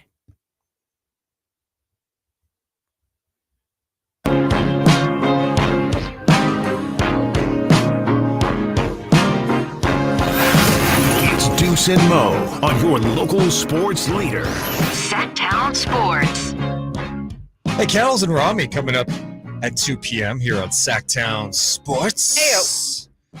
Live and local, Monday through Friday from 6 a to 6 p. Of course, always streaming live at youtube.com/Sactown Sports 1140. Also, got to give some love. Frankie and Chris were at All-Star Weekend in Salt Lake City. If you go to SactownSports.com, you could read Frankie's latest piece. And they also did a podcast over the weekend just talking about some of the stuff that went down. I know that was a lot of fun for them to go and cover. Also, we have 4 possible free agent destinations for Derek Carr. You can read that from Emil Fragosa at SactownSports.com.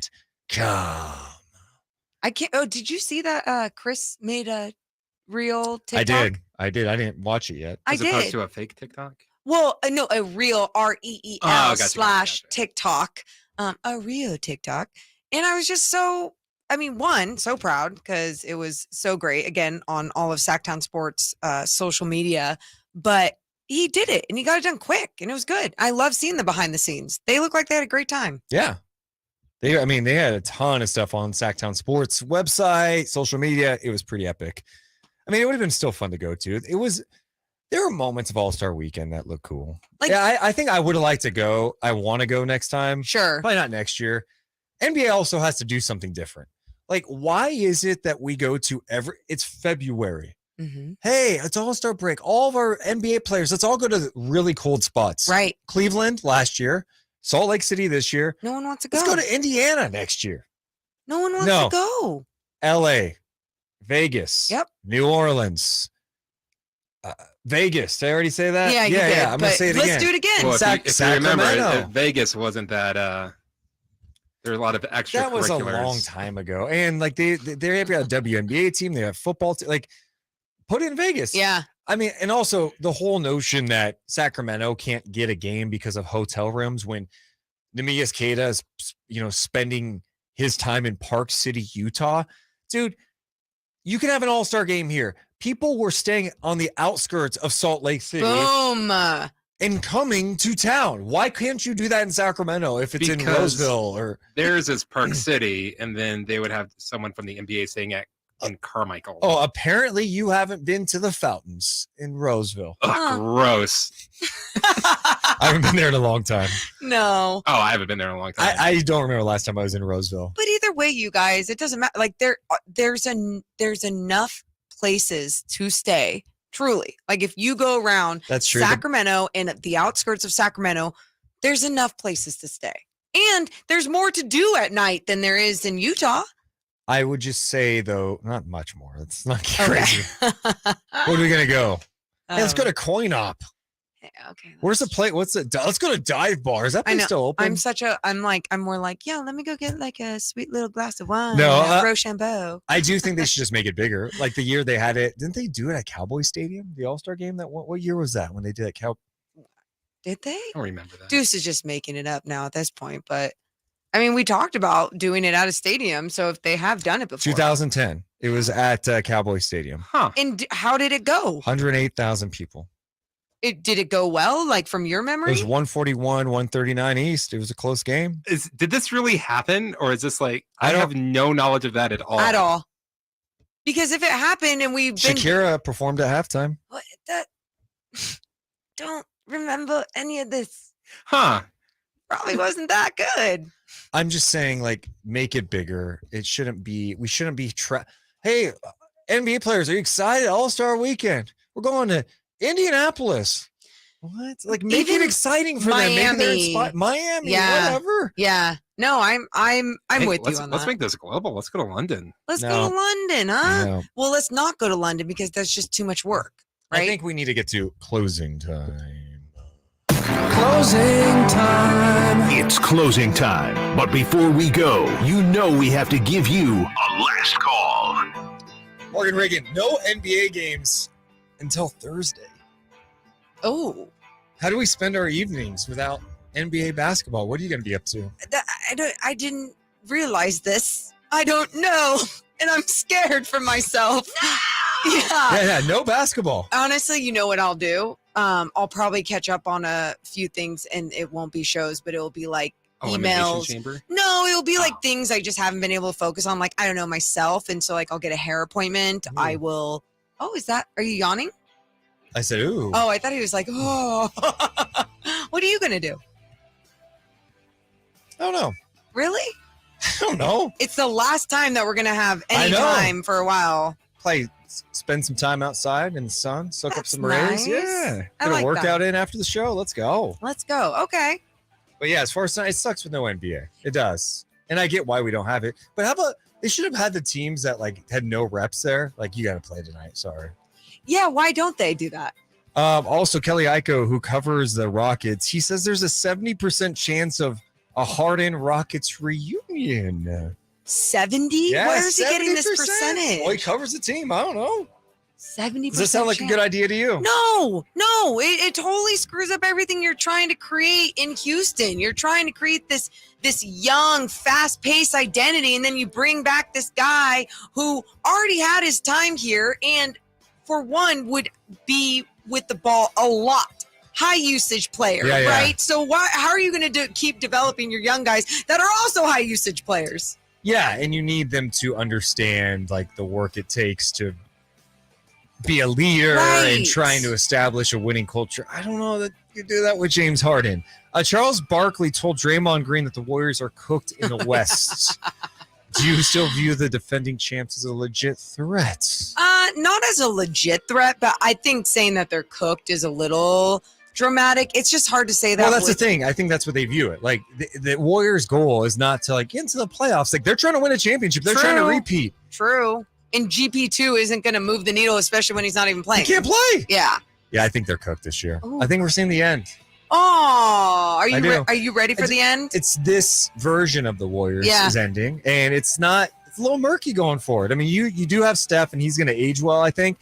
But beyond that, is Jordan Poole going to take another step? Do you trust any of their young guys? Yeah. It's rough. So you know what that means, Warrior fans. What? Come aboard. Get on board the train. Right, 90 minutes away, buddies. Well, you stay aboard the Sactown Sports Train. Coming up next, you got Cattles and Rami. We love you guys, but we got to go. See ya.